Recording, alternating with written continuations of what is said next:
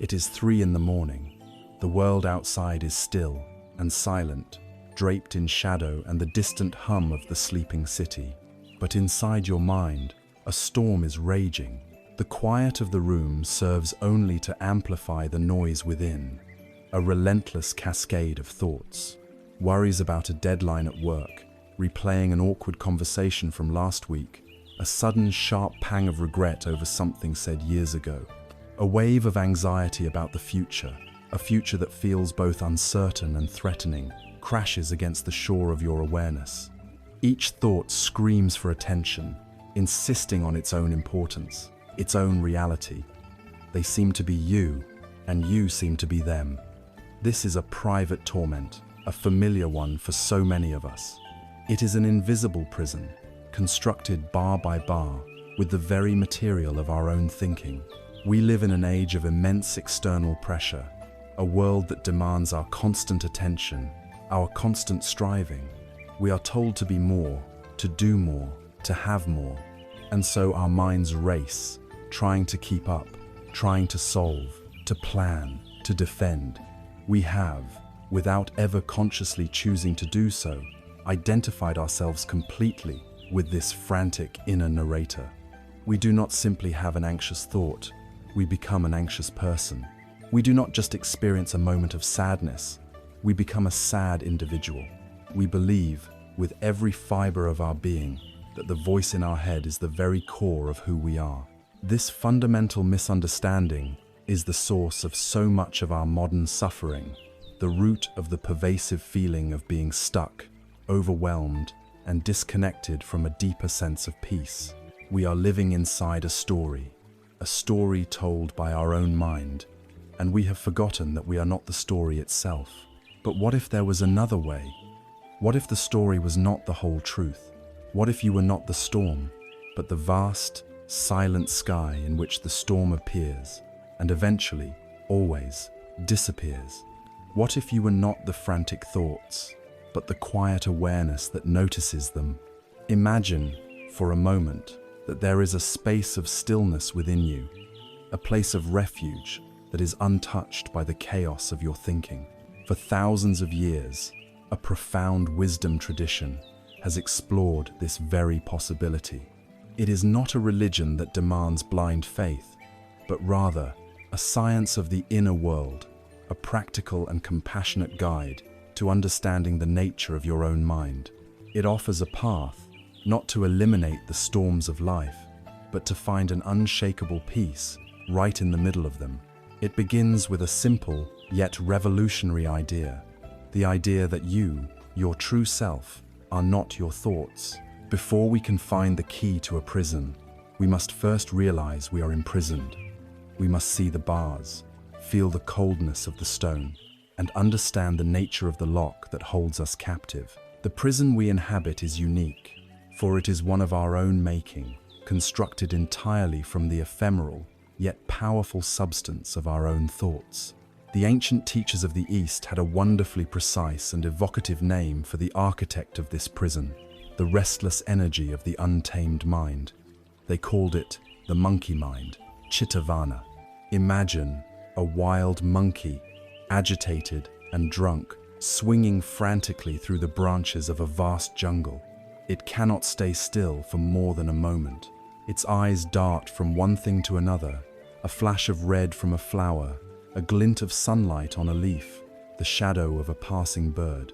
It screeches for a piece of fruit, and the moment it gets it, it discards it for another, seemingly juicier one on a higher branch. It is driven by impulse, by fleeting desire, by sudden fear. It lives in a state of constant, reactive motion. There is no peace in the monkey, no stillness, no deep and abiding calm. There is only the endless, exhausting swing from one branch to the next. This is the state of the untrained human mind. This is the inner world that most of us inhabit, day in and day out, without ever questioning it. This monkey mind is the ceaseless inner commentator, the roommate in your head who never pays rent and never stops talking.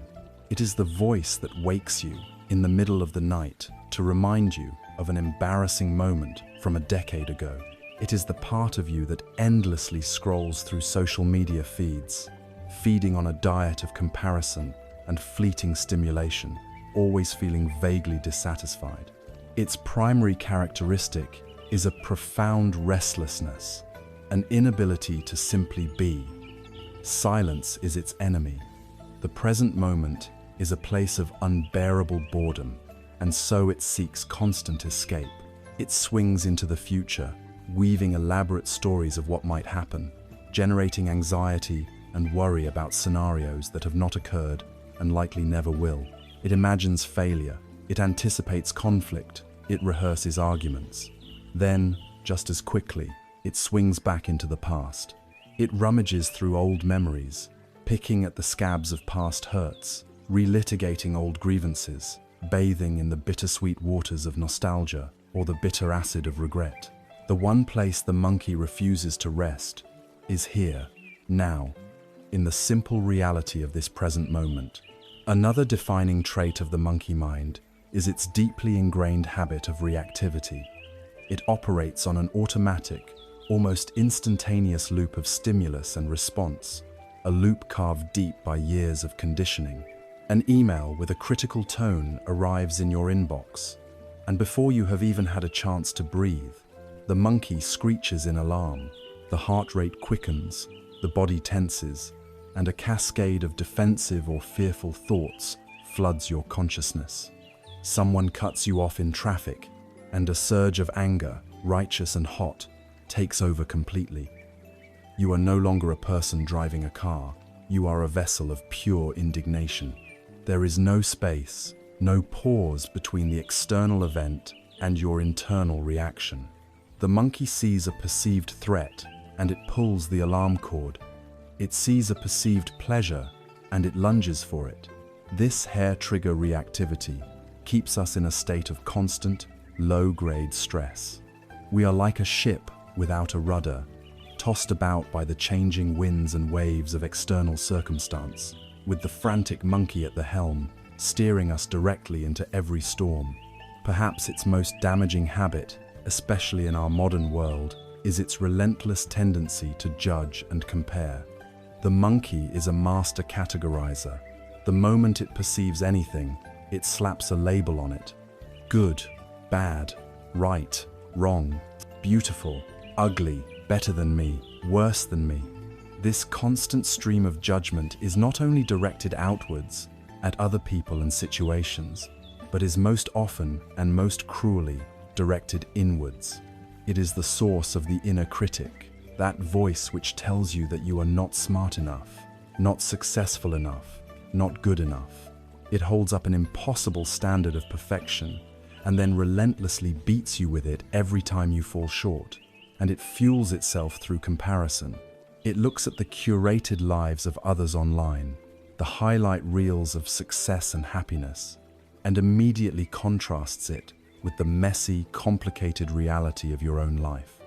This comparison is the thief of joy. It creates a sense of lack, a feeling that your life is somehow deficient, which in turn sends the monkey scrambling for the next thing, the next achievement, the next purchase that it believes will finally close the gap and bring lasting happiness. But it never does.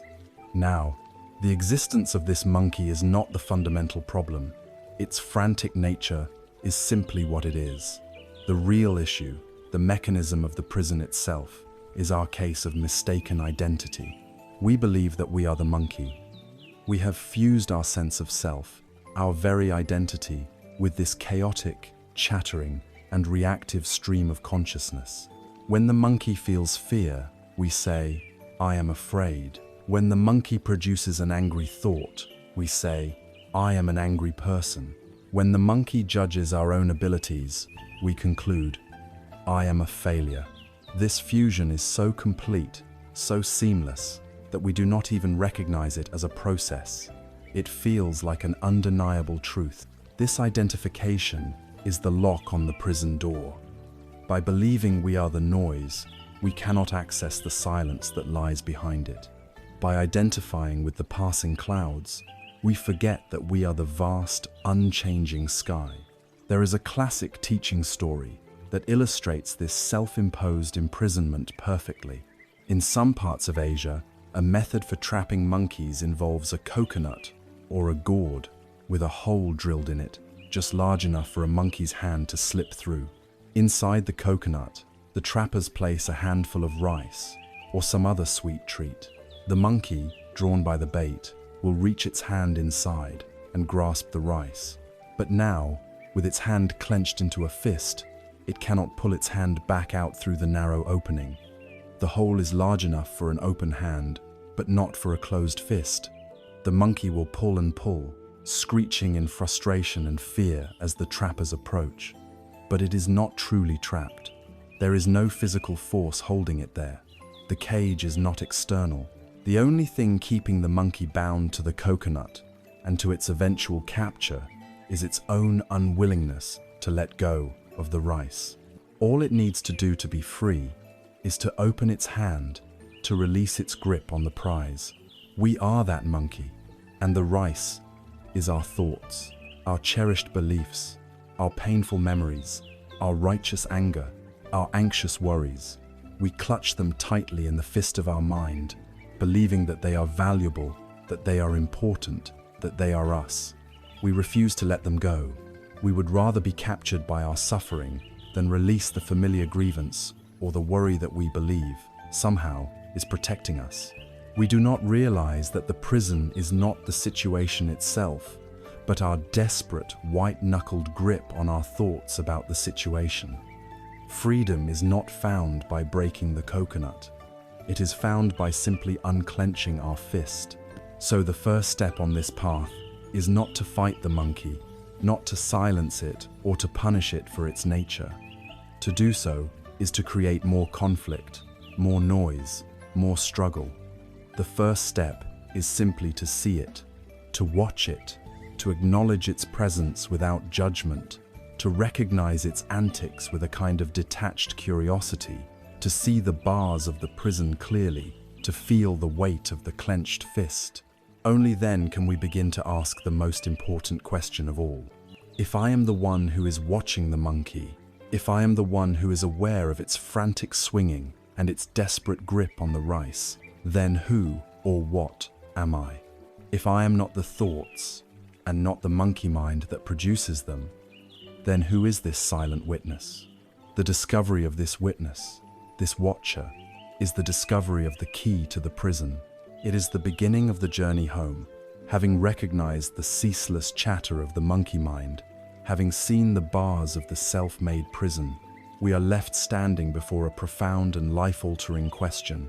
If I am not this inner noise, if I am not the fear, the anger, the endless stream of commentary, then who am I? The answer to this question is not something to be learned like a fact from a book. It is not a new belief to adopt or another concept for the mind to grasp and turn into an identity. Rather, it is a discovery, or better yet, a remembering. It is the unearthing of a dimension within you that has always been present, waiting patiently beneath the tumult of the mind. This is the great discovery of the silent observer, the witness, the field of pure awareness. This awareness is not some mystical, far-off state reserved for saints and sages. It is the most immediate, intimate, and fundamental aspect of your experience. It is here, right now. As you hear these words, there is the sound itself, and then there is the awareness of the sound.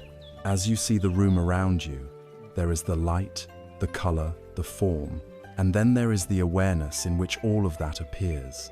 And as a thought arises in your mind, a memory, a plan, a judgment, there is the thought itself, and then there is something, or rather, some no-thing, that is aware of the thought. That is the beginning of the trail. That is the thread we must follow. Let us try a small experiment, right here, right now. For just a moment, simply notice the next thought that arises in your mind. It does not matter what it is. It could be, "This is interesting," or "I wonder what's for dinner," or "My back hurts." Just allow a thought to appear without trying to control or change it. Now, As you notice that thought, gently ask yourself a question: who or what is noticing this? Don't search for an answer in the form of more words or another thought. That is just the monkey trying to grab the rice again. Instead, look for the feeling of the presence that is doing the noticing. You will find that this noticing presence has no form, no name, no age, no gender. It is not located in your head or your heart. It is a silent, spacious, and knowing field. It is the background on which the thought appears. The thought is an object, a fleeting event. The awareness that sees the thought is the space in which the event happens. This is the great discovery. You are not the event, you are the space. The most powerful and enduring metaphor for this relationship is that of the sky and the clouds. The entire contents of your experience, every thought, every emotion, every sensation, are like clouds. They come in an infinite variety. There are big, dark, menacing storm clouds of anger, grief, or despair. They can block out the sun and unleash thunder and lightning, creating tremendous turmoil. There are light, fluffy, white clouds of happiness, fleeting moments of joy and contentment that drift by gracefully. There are hazy, grey, indistinct clouds of confusion or boredom where you cannot quite make out any particular shape. From our usual, contracted state of consciousness, we believe we are one of these clouds. When a dark storm cloud of sadness rolls in, we say, "I am sad," and we become completely enveloped by the storm. We are tossed about by the winds, soaked by the rain, and we forget that there is anything else but this darkness. When a pleasant white cloud of success appears, we cling to it, trying to hold it in place, and we feel a subtle anxiety as we know it will inevitably change its shape and drift away. We spend our lives identifying with these fleeting meteorological phenomena, our happiness rising and falling with the weather of the mind. The great discovery, the shift from imprisonment to liberation, is the realization that you are not the cloud. You are the sky. The sky is the silent observer, the vast, open, limitless awareness. The sky holds all the clouds. It allows the dark storm clouds to be there without resistance. It allows the pleasant white clouds to be there without clinging. It allows the hazy, boring clouds to be there without impatience. The sky's nature is one of profound acceptance, a radical permission for all things to be as they are. Most importantly, the sky is never, ever harmed by the contents of the clouds.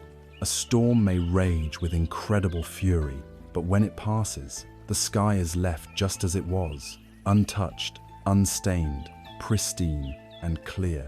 The clouds are temporary events that pass through the sky, but they cannot damage the fundamental nature of the sky itself. This is not just a beautiful idea. It is the deepest truth of your being. When you learn to rest as the sky, your entire relationship with your own mind begins to change. An anxious thought may appear, like a dark cloud. Instead of immediately becoming the anxiety, you can recognize it from the vast perspective of the sky. You can say, "Ah, I see a cloud of anxiety is passing through." You feel its energy, its electrical charge, but you are no longer lost within it. You have space around it. You are the container, not the contained. This space is the source of all peace and wisdom. It allows you to feel your emotions fully without being consumed by them. You can honor your sadness, touch your anger, experience your fear, all from a place of unshakable stability. You are the mountain, and these feelings are simply the weather playing out on your slopes. This silent, observing awareness has a certain flavor, a distinct quality. It is, first and foremost, silent. It does not speak in words. The monkey mind thinks, the observer knows. This knowing is not intellectual, but intuitive and direct. Secondly, it is still. The mind is in constant motion. Awareness is a point of absolute stillness. It is the calm center of the hurricane, the silent hub around which the wheel of experience turns. Finally, its nature is compassionate. This is not an emotional, sentimental compassion, but something far more fundamental. The spaciousness of the sky is itself a form of love, a non-judgmental embrace of everything that arises. By allowing a painful thought or emotion to simply be there, without pushing it away, you are offering it the gift of acceptance. You are meeting your own pain with a quiet, spacious kindness. This is the beginning of true self-healing. It is crucial to understand that discovering the observer does not mean you become an unfeeling stone. It is not about dissociating from life or suppressing your emotions. That would be a spiritual bypass, another trick of the mind. The goal is not to get rid of the clouds. A sky without clouds would be static and lifeless. The goal is to stop identifying with them. It is the difference between being a person drowning in a river and being a person sitting peacefully on the riverbank, watching the water flow by. You still see the powerful currents, the debris, the beautiful reflections, but you are not being swept away. You are grounded in a place of safety and clarity. This allows you to engage with your life more fully, more wisely, and more compassionately. When you are not consumed by your own inner drama, you have so much more energy and presence available to connect with others and to respond to the needs of the world around you. So the practice becomes this, moment by moment, to disengage from the content of the mind and to rest in the context of awareness, to shift your identity from the passing thought to the permanent space that holds the thought. You will forget hundreds of times a day. The monkey will screech, grab your attention, and pull you back into the drama of the clouds. This is not a failure. It is the nature of the mind. The moment you realize, I am lost in a cloud again, that very moment of realization is the sky becoming aware of itself. That is the victory. In that moment, you have a choice. You can continue to believe you are the cloud, or you can gently, kindly, shift your attention back to the vast, open, silent sky of your own awareness. You are not the fleeting weather of your life. You are the sky that holds it all. Now that we have discovered this vast, stable sky, this silent observer, let us turn our attention back to the clouds themselves. Let us examine the nature of a single thought, a single cloud, and see just how insubstantial, how fleeting, and how ultimately powerless it is when seen from this new perspective. We have discovered the sky. We have begun to sense that our true nature is not the fleeting cloud, but the vast, open, and accepting space in which all clouds of experience arise and pass away. This realization is the key that unlocks the prison door. Now, with this key in hand, let us turn our gaze back towards the clouds themselves. Let us move from the vastness of the sky to the specifics of the weather. Let us place a single thought under the microscope of our awareness and investigate its true nature. When we do, we encounter a universal law, a fundamental truth of existence that, once understood, changes everything. This law is known in the Buddhist tradition as Anicca, impermanence.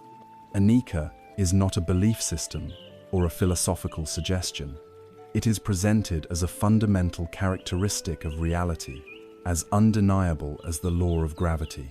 It states that everything that comes into being is subject to dissolution. Nothing is static. Nothing is permanent. The mountains are slowly eroding. The stars are burning out. Our own bodies are in a constant state of flux, changing with every breath. And this universal law applies most dramatically and most immediately to the contents of our own minds. Every thought, every feeling, every mood that you have ever experienced has followed this law. It has arisen, it has existed for a time, and it has passed away. Not a single one has ever stayed. They are like visitors, knocking on the door of your awareness, staying for a short while, and then leaving. The problem is, we often mistake these temporary visitors for the owner of the house. Let us trace the life cycle of a single thought. Where does it even come from? One moment, your mind is relatively quiet, and the next, a thought appears. Perhaps a sound from the street triggers a memory of a childhood home.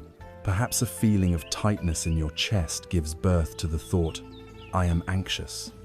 It emerges out of the silent backdrop of awareness, unbidden, uninvited.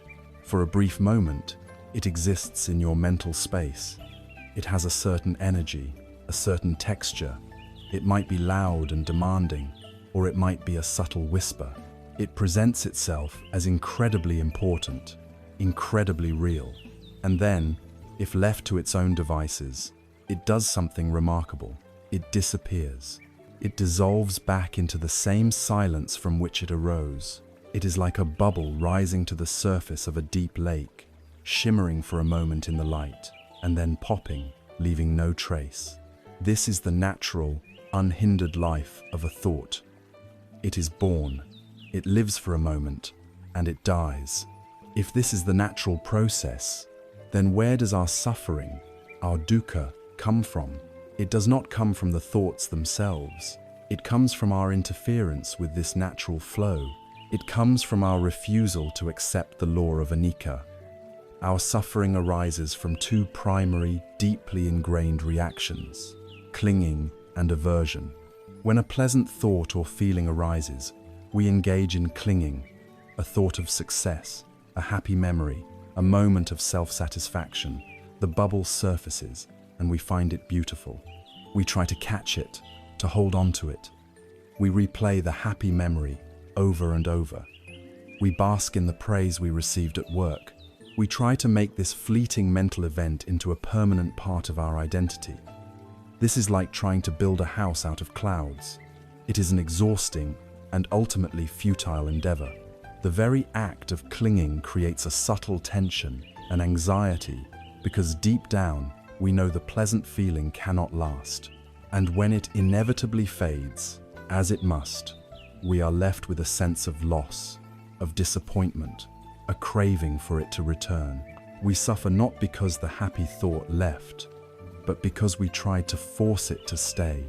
The other side of this coin is aversion or resistance. When an unpleasant, painful, or fearful thought arises, we try to push it away. A thought of failure, a self-critical judgment, a worry about the future. A dark, ugly bubble surfaces, and we are repulsed by it. We say, "I shouldn't be thinking this. Get out of my head." We try to suppress it, to distract ourselves with work or entertainment, to argue with it, to fight it. But what we resist persists. Our resistance is a form of energy. By fighting the thought, we are feeding it, giving it strength and significance. It is like trying to drown a ghost. The more you struggle with it, the more real and powerful it seems. The anxious thought, when met with aversion, does not simply pop and disappear. Instead, it becomes the seed of an entire forest of anxiety.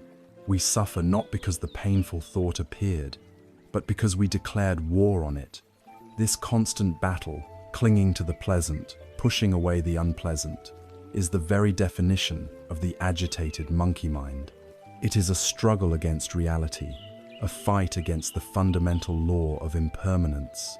We are trying to stand in the middle of a flowing river and command certain drops of water to stay with us forever, while ordering other drops to never touch us. It is a recipe for perpetual exhaustion and dissatisfaction. There is a timeless story about a great king who was both powerful and wise, yet he found himself, like all of us, riding the roller coaster of his own emotions. One day he would be euphoric after a great victory, and the next, plunged into despair by a minor setback. He summoned the wisest sage in his kingdom and made a request. "Craft for me," he said, "a magic ring. I want a ring that I can wear at all times. When I am filled with despair, it must lift my spirits. And when I am overcome with joy and pride, it must bring me back to earth. It must contain a message that is always true, in every circumstance." The sage returned some weeks later and presented the king with a simple gold band. The king looked at it, and saw a short phrase delicately inscribed on its surface. The phrase read, "This too shall pass." The king understood immediately. When his armies were victorious and his people were cheering his name, he would look at the ring and remember, "This too shall pass." The pride and euphoria would not harden into arrogance, because he knew they were temporary visitors. And when his kingdom was beset by famine, or he was betrayed by a trusted advisor, he would look at his ring in the depths of his sorrow and remember, "This too shall pass." The despair would not crush him, because he knew that it, like a storm cloud, would not remain forever. The ring did not offer false hope or empty optimism. It offered the profound, liberating truth of Anicca. This message is the mantra of the silent observer. It is the wisdom of the sky. As we rest in our awareness, we can apply this wisdom to every thought that arises. When a powerful wave of anger washes over you, instead of drowning in it, you can meet it with the quiet understanding, "This too shall pass." You create a space around the anger, allowing it to exist without acting on it, knowing its energy will eventually dissipate. When a thought of deep-seated insecurity appears, whispering that you are not worthy, you can meet it not with an argument, but with the calm recognition, "This too shall pass." You unhook yourself from the story, refusing to give it the power of your belief, simply because you know it is a temporary mental event. This practice is not one of cold detachment. It is one of immense compassion. It is the most compassionate thing you can do for yourself, to stop fighting a war against your own mind. To truly integrate this, we can begin to practice watching our thoughts as a scientist watches a natural phenomenon. We sit as the observer, and we simply note the arising, the existing, and the passing of each thought. We don't need to judge the content. We are interested only in the process. We see a thought of worry arise. We can even mentally label it worrying. We feel its effect on the body, perhaps a tightening in the stomach. We don't push it away. We just watch, and we wait. We watch as its energy peaks, and then, inevitably, as it begins to fade, change, or be replaced by another thought. Through this direct observation, we move from intellectually understanding Anicca to experientially knowing it.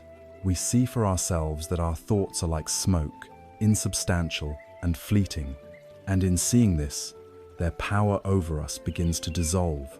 But to watch this river of thought and emotion without constantly falling in, especially when the currents are strong, requires a firm place to stand on the riverbank. To observe the impermanence of the clouds requires us to be grounded as the sky. We need a tool, an anchor that can hold our attention in the present moment, a reference point of stability amidst the constant flux of the mind. This anchor exists, and it is closer to you than you can possibly imagine. It is with you from the moment of your birth to the moment of your death.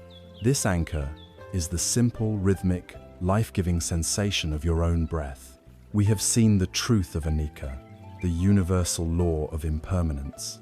We understand, intellectually, that our thoughts are like clouds, arising and passing away in the vast sky of awareness. We have heard the wisdom of the ring. This too shall pass. But understanding this truth in the midst of a mental storm is one thing. Embodying it is another entirely. To watch the turbulent river of thoughts and feelings flow by without being swept into the current requires a firm place to stand on the bank. To observe the ever-changing weather of the mind without becoming lost in it, we need to be grounded. We need an anchor. This anchor is not something you need to find, to buy, or to invent. It has been with you all along. It is the simple, humble, and profoundly powerful sensation of your own breath. Why the breath? Of all the things we could focus on, why does this simple biological function hold such a central place in contemplative practice? The reasons are as beautiful as they are practical. First, the breath is always with you. It is the most portable and reliable tool you will ever possess. You don't need a special cushion, a quiet room, or a sacred mantra. Whether you are in a crowded subway, a stressful board meeting, or lying awake at 3 in the morning, your breath is there. It is the constant, faithful companion to your life.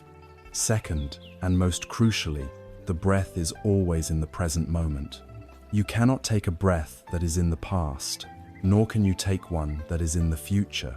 To be aware of your breathing is, by definition, to be present. This makes it the perfect antidote to the monkey mind, whose entire game is to pull you into the regrets of the past or the anxieties of the future. The breath gently but firmly pulls you back to the only time that ever truly exists, right now. Furthermore, the breath acts as a magical bridge between the conscious and unconscious worlds, between the voluntary and the autonomic. Most of the time, it operates perfectly well on its own, managed by the ancient wisdom of your body. Yet, you can, at any moment, choose to influence it. You can make it deeper or shallower, or hold it all together. This unique quality makes it a gateway, a place where mind and body meet and converse. When your mind is agitated, your breath tends to be shallow, rapid, and located high in the chest. When your mind is calm, your breath naturally becomes slower, deeper, and settles in the abdomen. This connection is not a one-way street. Just as the mind affects the breath affects the mind. By consciously bringing a quality of slowness, smoothness, and gentleness to the breath, we send a powerful signal of safety and calm back to the nervous system, which in turn helps to settle the agitated mind. It is a direct, physical way to soothe the inner storm. So, how do we use this anchor? The practice, known as Anapanasati, or mindfulness of breathing, is stunningly simple in its instruction, yet profound in its depth. Let us walk through it together. First, find a comfortable posture. You can sit on a chair with your feet flat on the floor, or on a cushion on the ground. The key is to create a posture that embodies both dignity and ease. Sit with your back relatively straight, but not stiff or rigid, as if a gentle string were pulling the crown of your head towards the sky. This posture is not about being formal or uncomfortable. It is a way of signaling to yourself, to your body and mind, that you are undertaking an intentional act. You are choosing to be present. Allow your hands to rest comfortably in your lap and gently close your eyes, or if you prefer, lower your gaze to a soft focus on the floor in front of you. Now, bring your attention to the simple fact that you are breathing. Don't try to change your breath in any way. There is no right way to breathe. Simply allow the body to breathe itself. Your only task is to feel it. Bring the beam of your awareness to the physical sensations of breathing. You might choose to rest your attention at the tip of the nostrils, feeling the subtle coolness of the air as it enters and the gentle warmth as it leaves. Or you might rest your attention on the chest, feeling the slight expansion on the in-breath and the gentle deflation on the out-breath. Or perhaps you feel it most clearly in the abdomen, sensing the soft rise and fall of the belly. Choose one of these spots, whichever is most clear to you today, and let that be the home base for your attention. The instruction is this: rest your attention on the feeling of one full inhalation. Feel it from its very beginning to its middle to its very end. Then, rest your attention on the feeling of one full exhalation, from its beginning to its middle to its end. That is all. You are simply feeling the raw physical data of your own breathing, one breath at a time. Now, very soon, perhaps after only 1 or 2 breaths, you will discover something. You will discover that your mind has wandered. You will find yourself lost in a thought, planning your evening, remembering a conversation, analyzing this very instruction. This is the moment of truth in the practice. Your mind has wandered. This is not a mistake. It is not a failure. It is simply what minds do. It is the nature of the monkey. The practice is not to prevent the mind from wandering. The practice is what you do in the moment you realize it has wandered. And what you do is the essence of mindfulness itself. You gently acknowledge where the mind has gone, without any judgment or criticism. You can even make a soft mental note, thinking or planning. And then, with immense kindness and patience, you guide your attention back to the physical sensation of the breath. You return to your anchor. You begin again, feeling the rise and fall of the abdomen or the air at the nostrils.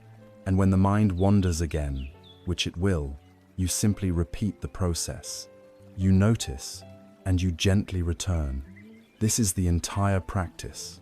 The goal is not to achieve a perfectly still, blank mind. The goal is to cultivate the quality of your returning. It is the gentle, repeated act of coming back that builds the muscle of mindfulness. There is a beautiful analogy for this process. Training a puppy. Imagine your attention is a small, curious, and energetic puppy. Your breath is the training mat you want the puppy to sit on. You place the puppy on the mat. It sits for a second, then sees a butterfly, a thought, and immediately runs off to chase it. What do? You don't yell at the puppy. You don't berate it for being a bad puppy, for not being able to sit still. To do so would only make it anxious and fearful and less likely to cooperate. With loving patience, you walk over, gently scoop up the puppy, and place it back on the mat. A moment later, it smells something interesting in the corner, a sound, and runs off again. And again, you don't get frustrated. You simply, kindly, go and bring the puppy back. You might have to do this 100 times. The training is not in the sitting. The training is in the gentle, compassionate returning. This is precisely the attitude we must bring to our own minds. Our mind is that puppy. The breath is the mat. Every time we notice it has wandered, and we guide it back to the breath with kindness, we are strengthening our capacity for concentration, and, more importantly, we are actively practicing self-compassion. We are changing a lifetime's habit of self-criticism and struggle into a new habit of gentleness and acceptance. Each return is a small victory, a quiet act of love. As you continue this practice, you are not just calming yourself down in the moment. You are forging a tool. You are strengthening your anchor so that it can hold fast, even when the waters of life become choppy. This stability is not an end in itself. It is a foundation. With the breath as our steady anchor, we gain the capacity to do more than just endure the mind's chaos. We can now begin to look at it with the clear, curious eyes of a naturalist. We can begin to map its territories, to learn its habits, to identify the specific creatures that live there. With our feet firmly planted on the riverbank of the breath, we are now ready to study the river itself. We can begin to recognize our own specific, deeply ingrained patterns of thought. With the steady, rhythmic presence of the breath as our anchor, we have found a place of relative stability on the shores of our own mind. We have learned that we do not have to be swept away by every current, tossed by every wave. But this anchor is not just a safety device, it is a base camp for exploration. From this grounded place, we can now turn our attention from the act of anchoring to the landscape we wish to explore. We can begin the courageous work of mapping the mind. This is the stage where we shift from being a passive victim of our mental weather to becoming an active, curious, and compassionate naturalist of our own inner world. Imagine your mind is a plot of land, a garden that has been untended for most of your life. For years, without your conscious knowledge, seeds have been scattered by the winds of experience, by culture, by upbringing. Some have grown into beautiful, life-giving flowers and sturdy trees, but many others have grown into weeds, invasive species that tangle and choke the life out of the more delicate plants. These weeds are our habitual, negative thought patterns. For so long, we have lived entangled in the overgrown thicket, believing that this chaos was simply the nature of the garden. We didn't even realize we were the gardener. The first task of a wise gardener, upon deciding to reclaim their land, is not to start pulling and hacking wildly. It is to walk the grounds, It is to look, to see what is actually growing there. It is to learn to identify the weeds, to know their names, their textures, their habits. This is the practice of mapping the mind. The primary tool for this mapping expedition is a technique both simple and profoundly effective, the practice of noting or labeling. As you rest your attention on the breath, you will inevitably notice the puppy of the mind running off. When it runs off into a thought, your job is to gently and without judgment give that thought a one-word label. If you find yourself lost in a series of worries about an upcoming presentation, you gently note worrying. If you are replaying an argument from yesterday, you simply note ruminating. If a voice pipes up saying you are not meditating correctly, you note judging. The label should be soft, light, like placing a feather on a bubble, not like throwing a rock. Why is this simple act so powerful? Because it fundamentally changes your relationship to the thought. When you are lost in a storm of anxiety, you are the anxiety. The thought and your sense of self are fused. But the moment you can step back and say, this is worrying, you have created a space. You are no longer the thought. You are the one who is noticing the thought. The thought is transformed from a subjective reality that defines you into an objective event that is merely happening in your mind. It becomes an object of your observation, rather than the lens through which you see the world. The label is the gentle tool that pries your identity away from the fleeting mental event. It is how the gardener learns to see the weed as separate from the soil, instead of getting tangled up in its thorny branches. As we begin this practice of labeling, we start to see that our garden is not filled with an infinite variety of weeds. Most of us have just a few favorite habitual species that we cultivate over and over again. Let us create a small field guide to some of the most common ones. First, there is the warrior. This is the pattern of future tripping. Its favorite phrase is, what if? What if I fail the exam? What if I get sick? What if they don't like me? The warrior is a master storyteller, capable of spinning elaborate, detailed narratives of future disaster from the smallest seed of uncertainty. It believes that by worrying, it is somehow preparing for, or even preventing, a negative outcome. But in reality, it is simply making you suffer in the present moment for a future that has not happened and may never happen. When you notice this pattern, this frantic projection into a non-existent future, you simply label it worrying or planning. You see it for what it is, a mental habit, a cloud passing through the sky. Next, we have its close cousin, the ruminator. While the warrior lives in the future, the ruminator is trapped in the past. Its favorite phrase is, if only. If only I had said that differently. If only I hadn't made that mistake.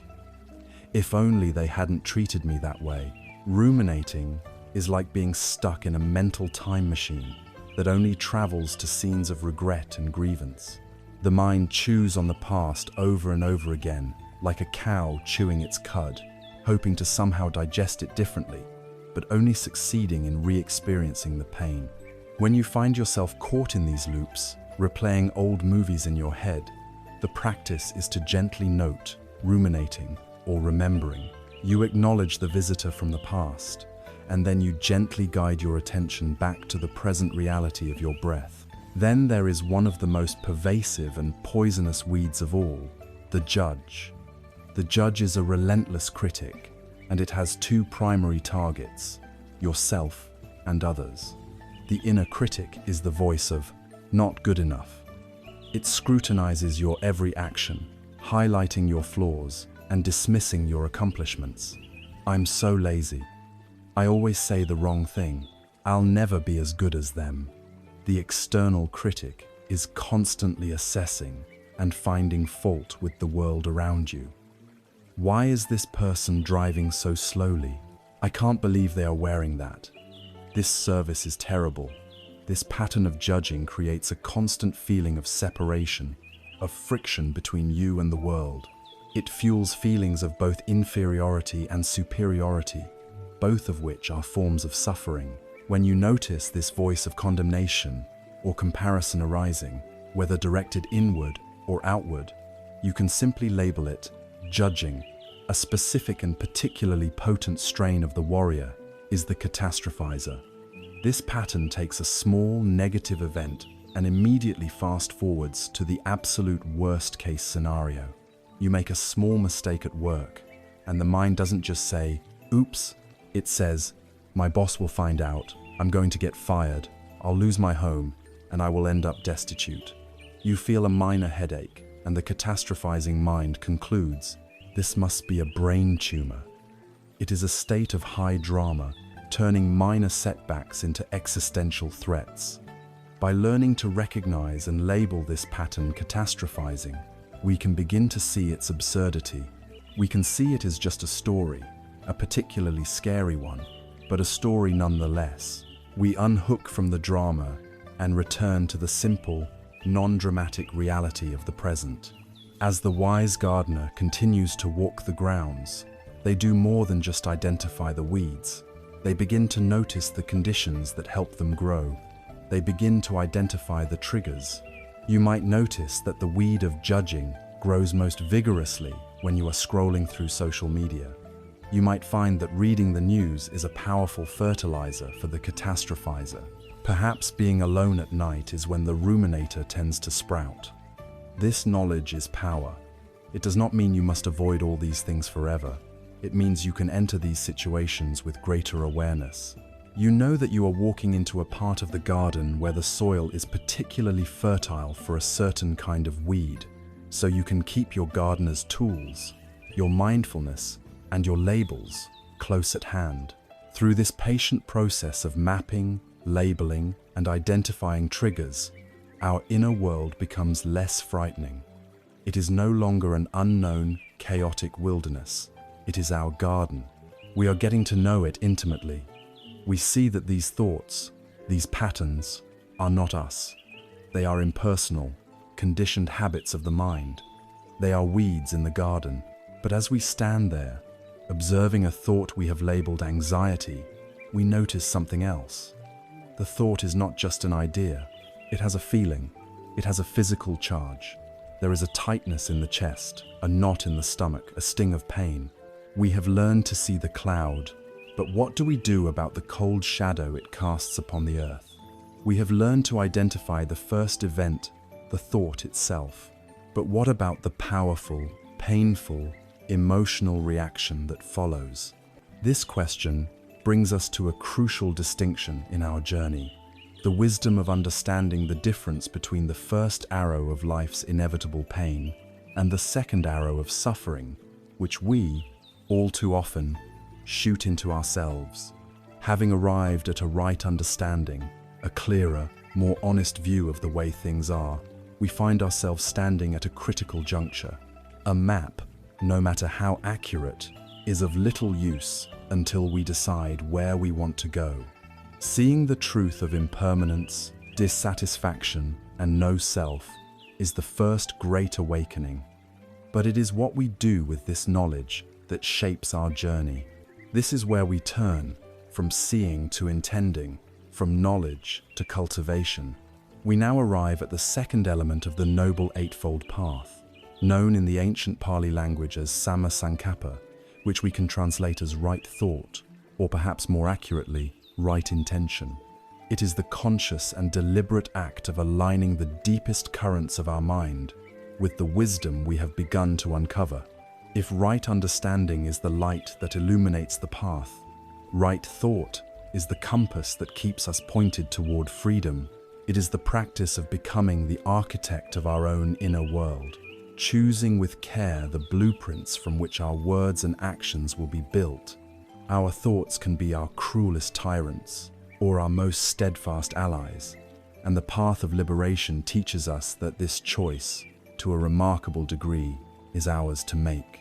Right thought is not about forcing the mind into a rigid, artificial positivity, nor is it about suppressing or denying the difficult thoughts and emotions that inevitably arise. The path is a middle way, and this applies to our inner life as much as our outer one.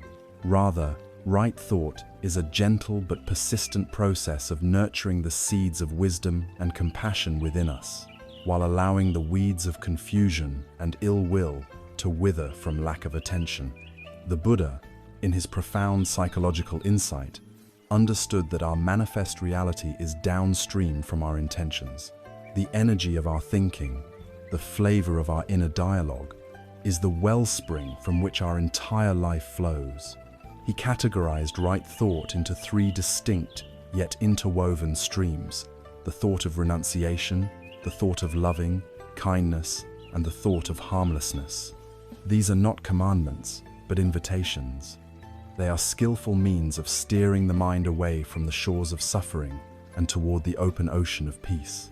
Let us first explore the thought of renunciation. The word itself can sound severe to the modern ear, conjuring images of austerity and self-denial, of leaving the world behind. But its essence in this context is far more subtle and liberating. The thought of renunciation is the intention to let go, to release our tight-fisted grip on the things we believe will make us happy. It is the direct antidote to tanha, the craving and clinging that the second noble truth identified as the root of our discontent. We live in a culture that relentlessly preaches the opposite of renunciation. It tells us to acquire more, to achieve more, to become more, promising that happiness is just one more purchase, one more promotion, one more like away. Yet we have all experienced the hollow truth that these acquisitions provide only fleeting pleasure, often leaving behind a residue of anxiety and a hunger for the next thing. The thought of renunciation is the quiet rebellion against this frantic cycle. It is the inner whisper that says, perhaps freedom isn't found in getting what I want, but in wanting less. It is the intention to find contentment, not in the external world, but in the spaciousness of our own heart. In daily life, this practice is not about selling all our possessions and moving to a monastery, unless that is one's true calling. It is about renouncing our attachment to outcomes. It is writing an email at work with the intention of communicating clearly and helpfully, while renouncing the attachment to receiving praise for it. It is posting a photo of a beautiful sunset with the intention of sharing beauty, while renouncing the attachment to how many people validate the experience. It is noticing the urge to buy something new and, instead of immediately acting on it, sitting with the feeling, investigating its root, and recognizing that what we truly seek is not the object itself, but the feeling of ease we mistakenly believe it will provide. It is the renunciation of grudges, the letting go of old stories where we were the victim, freeing up immense mental energy that was being used to keep those narratives alive. Each act of letting go, no matter how small, loosens the chains of craving. It simplifies our inner life, creating space for genuine peace to arise. It is the profound realization that true wealth is not having what you want, but wanting what you have. The second stream of right thought is the thought of loving kindness, or non-ill will. This is the intention to meet the world not with a closed fist, but with an open hand. It is the active cultivation of goodwill towards all beings, starting with ourselves. So much of our mental chatter is colored by irritation, judgment, resentment, and anger. A driver cuts us off in traffic, and a torrent of hostile thoughts floods the mind. A colleague receives a promotion we wanted, and the bitter weed of jealousy begins to grow. We read the news, and despair or fury seems like the only rational response. These thoughts of ill will feel justified, even necessary, a shield against a harsh world. But the wisdom of the path reveals that they are a poison we drink ourselves, hoping someone else will be harmed. Thoughts of anger tighten the body, raise the blood pressure, and cloud the mind, making wise action impossible. They are the second arrow we shoot into ourselves, turning a moment of external pain into a prolonged period of internal suffering. The practice of right thought invites a different response. When the spark of irritation arises, we first learn to simply recognize it without judgment. Ah, there is anger. This recognition itself creates a space between our awareness and the emotion. Then, we intentionally introduce the antidote, a thought of loving kindness. For the driver who cut us off, instead of cursing them, we can quietly wish, "May you be safe. May you arrive at your destination without harm." This does not condone their reckless driving. It protects our own heart from the poison of rage. For the colleague, we can acknowledge our own disappointment and then genuinely wish them well in their new role, recognizing their humanity and their own desire for happiness. This practice can feel artificial at first, like we are lying to ourselves, but it is like learning a new skill. The more you practice, the more natural it becomes. We are actively rewiring the habitual pathways of the brain, choosing connection over conflict, choosing peace over righteousness. This intention of goodwill softens our interactions, dissolves our sense of separation, and becomes a source of strength and resilience, a warm light we can carry into the darkest of rooms. The third stream is the thought of harmlessness, or compassion. It is the deep intention to not cause suffering, to not inflict harm upon any living being, physically, verbally, or mentally.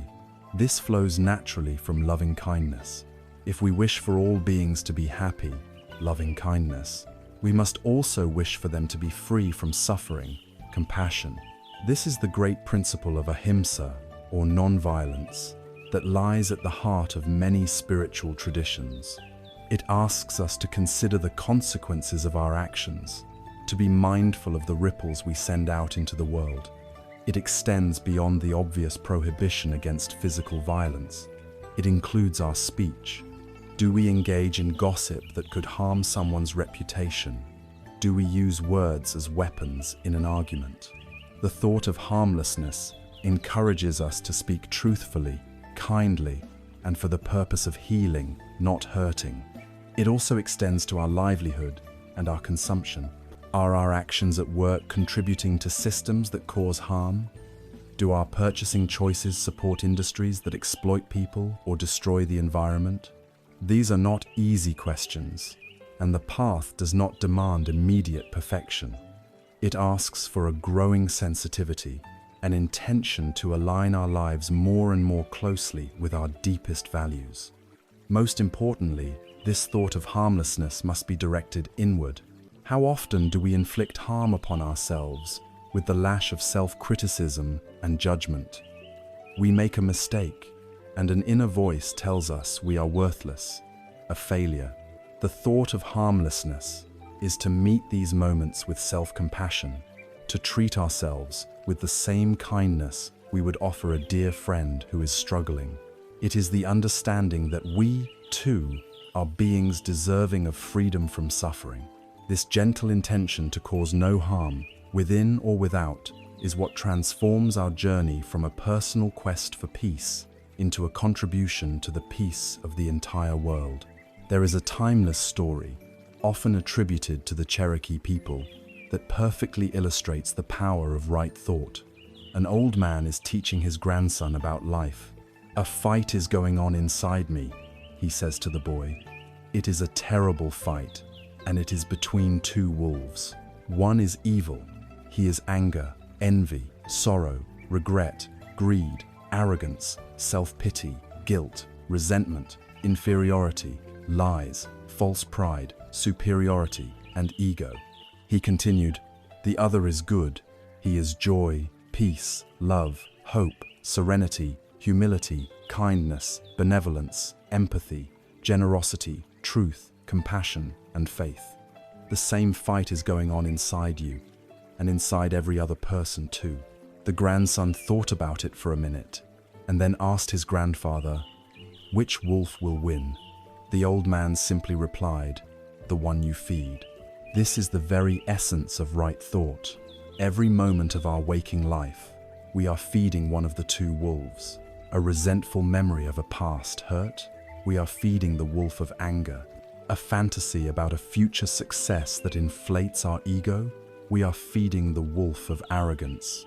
A moment spent genuinely wishing a stranger well, we are feeding the wolf of kindness. Dwelling on what we lack, we are feeding the wolf of greed. Appreciating the simple warmth of the sun on our skin, we are feeding the wolf of joy.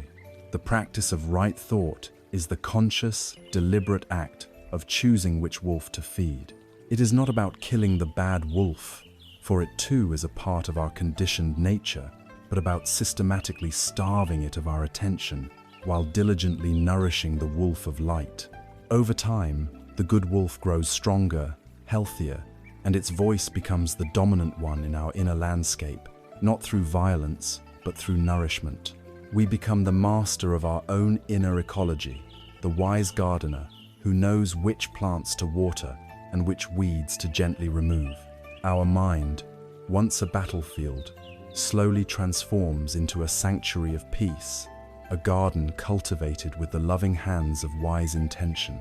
The path forward begins not with a great leap, but with a single thought pointed in the direction of freedom. We have spoken of right thought, of the noble and essential work of cultivating an inner garden, of intentionally planting seeds of kindness, compassion, and renunciation. It is a beautiful blueprint for inner peace. Yet, anyone who has sincerely attempted this work, even for a few moments, comes face to face with a formidable, chaotic, and often frustrating force. You resolve to be calm, and suddenly, your mind is replaying an awkward conversation from 10 years ago. You decide to cultivate goodwill, and your thoughts are immediately hijacked by an infuriating news headline. You sit down, intending to find stillness, and are instead assaulted by a relentless cacophony of to-do lists, song lyrics, vague anxieties, and fragments of memory. It feels as though the gardener has arrived, tools in hand, only to find the garden is already occupied by a creature that swings from the trees, digs up the soil, and chatters incessantly. This wild, untamed energy is what Buddhist teachers have for centuries called the monkey mind. The metaphor is strikingly accurate. The untrained mind behaves just like a monkey, leaping restlessly from one branch to another, never staying still for more than a heartbeat. It leaps from a memory of the past to a fantasy of the future. It swings from a sensory desire to a surge of fear, from a moment of pride to a wave of shame. It is constantly agitated, forever seeking stimulation, endlessly chattering to itself. The ancient texts elaborate on this image with even more dramatic flair, describing the mind as a monkey who has not only been drinking wine, making it reckless, but has also been stung by a scorpion, making it irritable and pained. As if this weren't enough, it is then possessed by a demon, adding a layer of delusion and malice to its already chaotic state. While this may sound extreme, it points to a deep truth about our inner experience. Our minds are often not our peaceful servants, but drunken, wounded, and confused masters, dragging us along on a frantic and exhausting journey. This is not merely a quirky feature of our consciousness.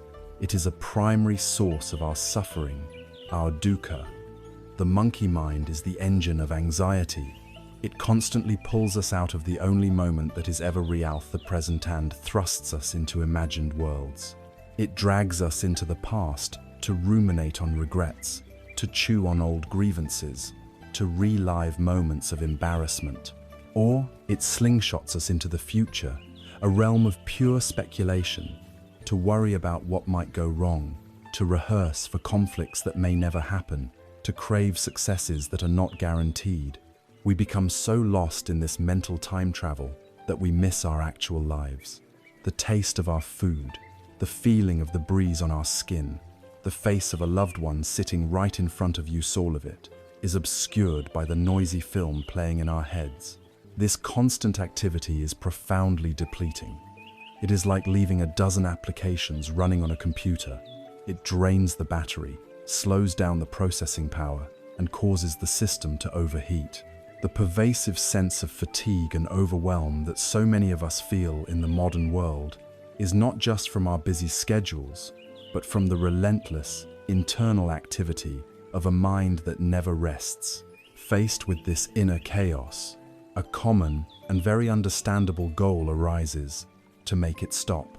We believe the path to peace must be through silencing the mind, emptying it of all thoughts. We imagine a state of perfect mental blankness, a total cessation of the inner chatter. So we try to suppress our thoughts. When a worry appears, we push it down. When a distraction arises, we fight with it. We grit our teeth and command ourselves, don't think.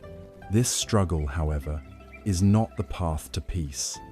In fact, it is a form of violence against ourselves, and it is doomed to fail. Trying to suppress thoughts is like trying to flatten the waves of an ocean with an iron. The more you fight, the more you agitate the water. Thoughts that are pushed away only gain energy and return with greater force. This misguided effort creates more tension, more frustration, and reinforces the belief that we are failures at finding peace, that our mind is uniquely and hopelessly broken. The wisdom of the path offers a radically different approach. The goal is not to stop the thoughts. The goal is to change our relationship to them.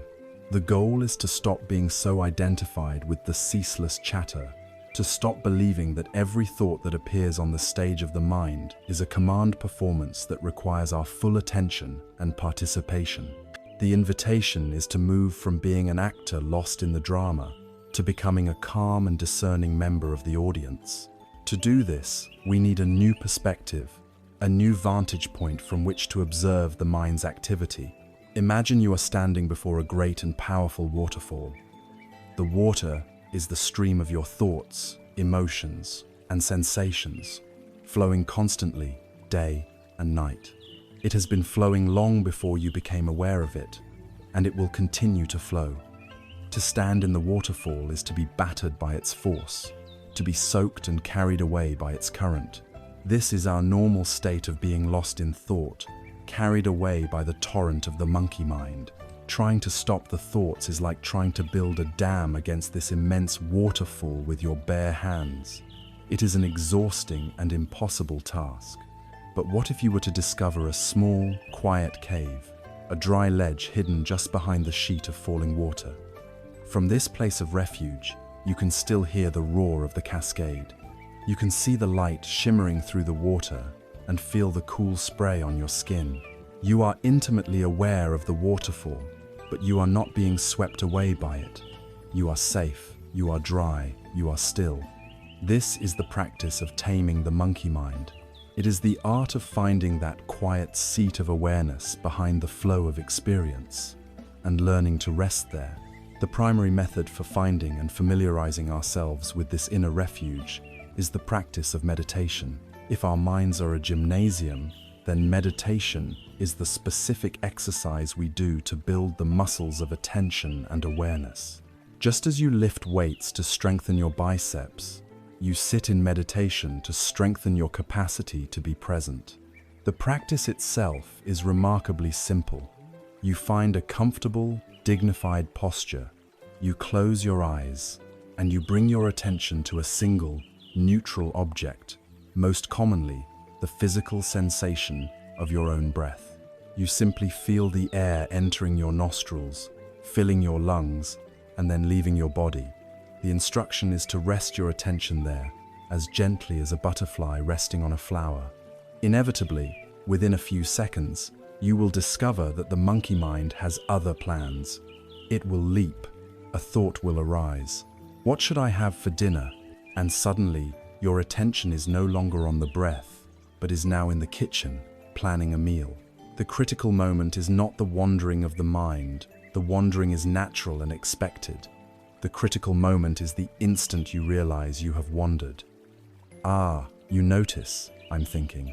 This moment of noticing is a moment of pure mindfulness, a triumph of awareness. It is the moment you have woken up from the dream of thought. And what do you do then? You don't judge yourself. You don't get frustrated. You treat the wandering mind with the kindness you would show to a small puppy you are training. You gently, patiently, and without any fuss, guide your attention back to the feeling of the breath. That is the entire exercise. You rest on the breath, the mind wanders. You notice, you gently return, over and over and over again. Each time you do this, you are completing one repetition at the mental gym. You are weakening the habit of being lost in thought, and you are strengthening the habit of being present. You are learning to abide in the cave behind the waterfall, to watch the flow of thought without being drowned by it. With time and consistent practice, the mind doesn't necessarily become silent, but it becomes less frantic. The monkey begins to calm down. The periods of stillness grow longer, and we discover that we are not the monkey, nor are we the waterfall. We are the calm, spacious awareness that has room for it all. As we learn to sit in the quiet space behind the waterfall of our thoughts, as we practice resting in that seat of calm awareness, we begin to observe the nature of the water itself with a new clarity. We notice that the flow is ceaseless. A thought of the future arises, vivid and compelling, and a moment later it vanishes, replaced by a physical sensation in the body. That sensation, a subtle itch or a feeling of warmth, holds our attention for a breath or two, and then it too dissolves, giving way to a sudden memory from childhood. The memory plays out like a short film and then fades, and the sound of a distant siren enters our awareness. Each phenomenon appears, unbidden, has its brief moment on the stage of the mind, and then disappears, replaced by the next. In this silent, patient observation, we are not reading a book or listening to a teacher. We are witnessing, directly and intimately, one of the most profound and fundamental laws of the universe. We are coming face to face with the truth of Anicca, the Pali word for impermanence. On a grand scale, the truth of impermanence is obvious to us. We see the seasons turn, one into the other, in a reliable cycle of birth, growth, decay, and death. We watch our own bodies change, from the helplessness of infancy to the vigor of youth, through the maturity of adulthood and into the inevitable decline of old age. We see great mountains slowly eroded by wind and rain, and powerful empires rise, flourish, and crumble into dust and memory. Intellectually, we do not dispute this. We know that everything changes. But the Buddha's teaching on Anicca is not a mere philosophical statement about the world out there. It is an invitation to experience this truth in the very laboratory of our own being from moment to moment. It is the recognition that nothing, absolutely nothing, in our felt experience is static or solid. The joy you feel right now is a fleeting constellation of pleasant sensations and thoughts. The anxiety you feel is a temporary contraction in the body and a particular pattern of thinking. Neither is a permanent entity. They are processes, events, weather patterns, passing through the vast sky of awareness. To truly understand Anicca is to shift from knowing that everything changes to feeling the constant, vibrant, and sometimes unsettling pulse of change in every cell of your body and every corner of your mind. This universal law of flux is, in itself, neutral. It is simply the way reality operates. The river flows, that is its nature. The problem, the source of our deep-seated dissatisfaction, or dukkha, arises not from the fact of change, but from our deeply conditioned resistance to it. Our minds have been trained from birth to try and do the impossible, to stop the river. When we experience something pleasant, the taste of delicious food, the warmth of a lover's embrace, a moment of professional success, a feeling of peace in meditation, the mind immediately grasps it. A thought arises, "This is good. I want more of this. I need this to last." We try to build a permanent shelter on the shifting banks of the river. We cling, we grasp, we try to freeze a moment that, by its very nature, cannot be frozen. And so, when the moment inevitably passes, as it must, we suffer. We feel a sense of loss, disappointment, and sorrow. Our struggle to make the pleasant permanent is a direct cause of our pain. Conversely, when we experience something unpleasant physical pain, the sting of criticism, the anxiety of uncertainty, the bitterness of failure, the mind immediately reacts with aversion. It pushes away, it resists, it denies the reality of the moment. A thought arises, "This is bad, I don't want this, get this away from me." We declare war on our own present moment experience. This resistance creates a second layer of suffering on top of the first. There is the initial, unavoidable discomfort of the unpleasant experience, the first arrow, but then there is the suffering we add through our mental and emotional resistance, the second arrow of anguish, resentment, and self-pity. This futile battle against the unpleasant, this refusal to accept what is already here, is the other primary cause of our self-inflicted pain. Our entire life can be seen as an exhausting struggle of trying to hold on to the pleasant mirages and push away the unpleasant ones, all while the river of reality flows on, indifferent to our preferences. There is a famous story that beautifully illustrates the wisdom of embracing impermanence, from the life of the great Thai meditation master, Ajahn Chah. He would often teach his disciples using the simple objects around him. One day, he picked up a glass that he used for drinking water.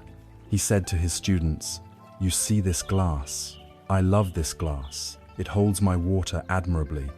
When the light shines on it, it reflects the light beautifully. I enjoy it very much." He would pause and then continue. "But for me, this glass is already broken. I know that its nature is to break. Someday, a wind may knock it from the shelf, or my hand may slip, and it will fall to the floor and shatter. And when that day comes, I will say, 'Of course.' But because I understand that this glass is already broken, I can enjoy it fully for what it is, right here and now." This is not a teaching of pessimism. It is a teaching of profound realism and presence. To see our life and everything in it as already broken is not to be morbid, it is to be free. Think of a cherished relationship. When we see it through the lens of Anicca, we understand that it will change. People grow, circumstances shift, and ultimately, life itself is finite. Because we understand this, we are moved to cherish that person now. We listen more deeply, we forgive more readily, we express our love more freely, because we are not blinded by the illusion that we have forever. Think of your youth and health. Because we understand they are already passing, we are inspired to use this precious energy wisely, to live fully, to not postpone our lives for some imaginary future. To understand impermanence is to understand the incredible preciousness of this very moment, this very breath. It is the only thing we truly have. This acceptance doesn't lead to passivity. It leads to a vibrant, engaged presence with life as it is, not as we wish it would be. Furthermore, the wisdom of Anicca is a profound source of hope and resilience. While it teaches us that happy times will pass, it also offers the unshakable promise that difficult times will pass too. In the midst of deep grief, intense physical pain, or overwhelming despair, the mind tends to believe that this state will last forever. It feels solid, permanent, and all-encompassing. The gentle wisdom of Anicca is a voice that whispers, "This too shall pass." It doesn't deny the reality of the pain, but it frames it within a larger context of flow and change. It is the light at the end of the tunnel. It assures us that the storm will eventually exhaust itself, the dark clouds will part, and the sun will shine again. This understanding allows us to endure hardship with greater courage and equanimity. We can learn to ride the waves of difficulty, knowing that no single wave lasts forever. We become less afraid of life's inevitable challenges, because we know they are transient visitors, not permanent residents in the house of our being. By embracing this fundamental truth, we can begin to hold our entire life with more grace and lightness. We see our careers not as a fixed identity, but as a chapter in a long book. We see our possessions not as extensions of ourselves, but as useful tools passing through our hands, like Ajahn Chah's cup. We see our opinions and beliefs not as absolute truths, but as temporary viewpoints that can evolve with new information and experience. And most importantly, we see our emotions not as who we are, but as weather patterns passing through the sky of our mind. We stop saying, "I am angry," and start observing. There is a feeling of anger in me. This subtle shift creates a profound space. It allows us to be with our experience without being consumed by it. We are no longer the storm, but the sky that holds the storm, vast, open, and fundamentally unharmed by the passing weather. Anicca is the master key that unlocks the prison of our clinging and aversion. It doesn't stop the river from flowing, but it teaches us how to build a sturdy raft and how to navigate the ever-changing currents of life with wisdom, courage, and a deep, unshakable peace. Having stood in the river of reality and felt the undeniable current of Anicca, the truth of universal change, we are now equipped to revisit the first and most fundamental diagnosis the Buddha offered for the human condition. When we first encounter the term dukkha, translated simply as suffering, it can seem pessimistic, as if the path begins by declaring that life is merely a valley of tears. But with our understanding of impermanence, we can now appreciate dukkha in its full subtlety and profound accuracy. It is not a bleak judgment on life, but a precise description of the friction we experience when our deepest desires collide with the way the universe actually works. If we can truly internalize the law of constant flux, it forces us to look again with new eyes at this feeling of fundamental dissatisfaction and to understand its origins not as a mystery, but as a direct and observable consequence of our relationship with change. Let us refine our understanding. Dukkha is more than just the gross pain of a wound or the sorrow of loss. A more helpful way to conceive of dukkha is as a pervasive friction, a sense of being subtly out of sync with life. Imagine riding a bicycle with a wheel that isn't perfectly round. With every turn, there is a slight bump, a subtle but persistent vibration that disrupts the smoothness of the ride. Even on a beautiful, sunny day, on a smooth, paved road, this feeling of not quite rightness is always there. This is dukkha. It is the background hum of unsatisfactoriness that underlies so much of our experience, the inherent instability that comes from being a conscious being in an ever-changing world. It is the friction generated between two powerful, opposing forces, our mind's deep-seated craving for certainty, stability, and permanence, and the universe's non-negotiable law of constant, unrelenting change. With this new lens, let us re-examine the three forms of dukkha. The first, dukkha, is the ordinary suffering of physical and emotional pain. This is the pain of sickness, of injury, of failing to get what we want, of being with what we don't want. The lens of Anicca shows us that our suffering here is immensely amplified by our resistance.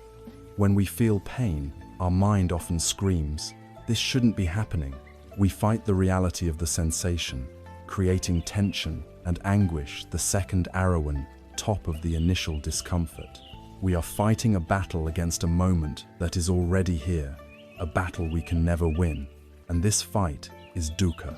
The second form, viparinama dukkha, is the suffering caused by change itself, specifically the pain of pleasant experiences coming to an end. This is the subtle sadness that tinges the last day of a wonderful vacation. It is the anxiety that shadows a moment of great success, the quiet inner voice whispering, "How can I keep this feeling? What if I lose this?" This form of dukkha is born directly from the collision of our clinging with Anicca, because we know, consciously or unconsciously, that the pleasant experience is impermanent. Our very enjoyment of it is laced with the fear of its ending. Our attempt to grasp the beautiful, fleeting butterfly of happiness inevitably crushes it. The more tightly we cling to pleasure, the more painful its inevitable departure will be. The third and most subtle form, sankhara dukkha, is the dukkha of conditioned existence. This is the ever-present, underlying friction of being a self that is, in reality, just a temporary assembly of constantly changing physical and mental components. It is the bump from the off-center wheel. It is the baseline anxiety that comes from being a contingent, dependent, and transient being in a world of flux. This is the dukkha that we try to soothe with endless distractions. The feeling of boredom, for instance, is a perfect example of sankhara dukkha. What is boredom but a friction with the present moment? It is the mind's inability to be at peace with what is, a craving for a new stimulus to distract it from this low-grade hum of existential unease. That compulsive urge to check our phones, to scroll through social media, to turn on the television the moment we walk into a quiet room, what is it? If not an unconscious attempt to numb ourselves to this fundamental vulnerability, this quiet feeling that something is missing. It is the feeling that can arise even when everything is objectively fine, the nagging sense of, is this all there is? This is sankhara dukkha, the inherent unsatisfactoriness of any state that is conditional and impermanent. To make this practical, imagine clenching your fist as tightly as you can. Squeeze it with all your might. Now, bring your full attention to the sensations. Feel the tension in your knuckles, the strain in your forearm, the pressure of your fingernails digging into your palm. That feeling of self-created tension, that strain, that is a perfect metaphor for dukkha. It is not an external force being applied to you. It is something you are doing to yourself. Now, imagine your fist is full of fine sand, representing the present moment. The tighter you squeeze, in an effort to control and possess the sand, the faster it slips through your fingers. The very act of clinging not only fails to secure anything, but it is also the direct cause of the painful tension. The clinging and the suffering are one and the same. What then is the solution? It is not to use your other hand to pry the fingers open, for that would be just another form of struggle. The path of wisdom is simply to become aware of the clenching, to feel the tension without judgment, to see clearly, I am creating this tension, I am squeezing, and with that clear, non-judgmental seeing, an intelligence arises. You realize the futility and the painfulness of the clenching, and with that realization, you can consciously introduce an intention to release. You can gently, finger by finger, allow the hand to open, the feeling of relief, of warmth, as blood flows back into the tissues, the release of strain, that is the cessation of this self-inflicted dukkha. It is the peace that comes not from gaining control, but from letting go of the illusion of control. It is the peace of aligning yourself with the flow of reality, rather than constantly fighting against it. This understanding transforms our entire relationship with our own discomfort. Instead of seeing dukkha in all its forms, from gross pain to subtle anxiety as an enemy to be avoided or destroyed, we can begin to see it as a compassionate signal. It becomes a wise messenger, a faithful teacher. When you feel the friction of dukkha arise, it is like a gentle bell of mindfulness ringing in your consciousness. The bell has only one message. Listen, pay attention. You are clinging to something. You are resisting the flow of reality. When you feel irritation, the bell is ringing. What expectation are you clinging to? When you feel anxiety, the bell is ringing. What future outcome are you trying to control? When you feel boredom, the bell is ringing. What form of stimulation are you craving? With this perspective, you can learn to turn towards your dukkha with a gentle curiosity, rather than turning away in fear. You can ask it, what are you here to teach me? What am I holding on to so tightly right now? This changes everything. The feeling of dissatisfaction is no longer a problem to be solved, but a pointer, a compass that is always and without fail pointing you back toward the path of liberation. It is showing you exactly where the chains of attachment are chafing you, and by showing you where the chains are, it is also showing you exactly where the key of letting go can be applied. Dukkha, then, is not the end of the story. It is the beginning. It is the starting point of inquiry, the catalyst for wisdom, the necessary friction that awakens in us the profound longing for a peace that does not depend on the ever-changing tides of life. We have journeyed to a critical point. We have seen that our experience is defined by a constant, universal flow of change, which we call Anicca.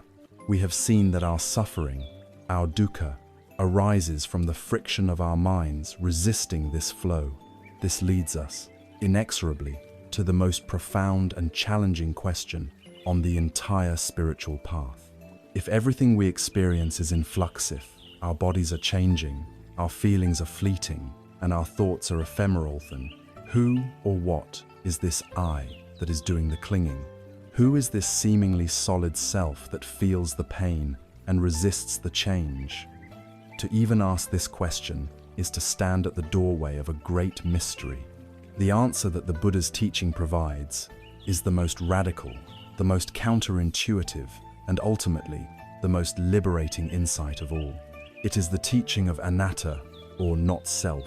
Let us be very clear from the outset, for this is a concept easily misunderstood.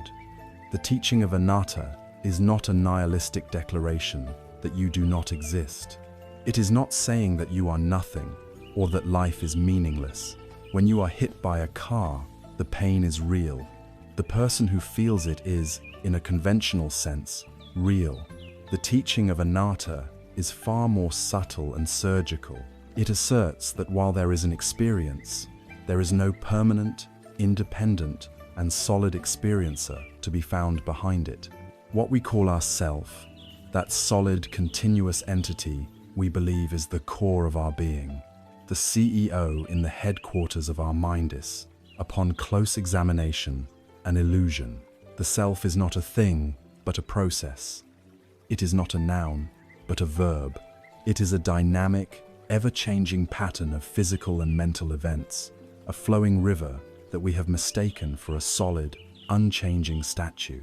To see this for ourselves, the Buddha provided a brilliant method of investigation, a way to deconstruct our own experience into its component parts. He suggested we look at ourselves as a collection of 5 categories, or aggregates.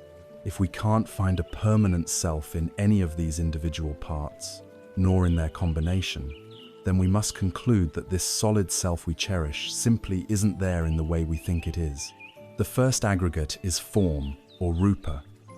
This is our physical body or flesh, bones, blood, and breath. We are deeply identified with it. But is it truly me or mine? This body came into being through causes and conditions that were not use apparents. The food we ate, the air we breathe. It ages, gets sick, and will eventually decay, all without our ultimate permission.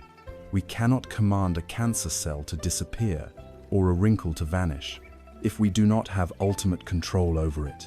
If it is in a constant state of flux, how can it be our permanent, true self? It is more like a house we inhabit for a time, a vehicle we drive, than the actual driver. The second aggregate is feeling, or vedana. This refers to the raw sensations that arise from contact with the world, categorized as pleasant, unpleasant, or neutral. Are you your feelings? Think of a moment of intense joy. It feels all-consuming. But where is that joy now? It arose, it lingered, and it passed away. The same is true for a feeling of sadness or anger. They are like weather patterns that move through the sky of your awareness. If your feelings are so fickle and transient, how can they be the stable core of who you are?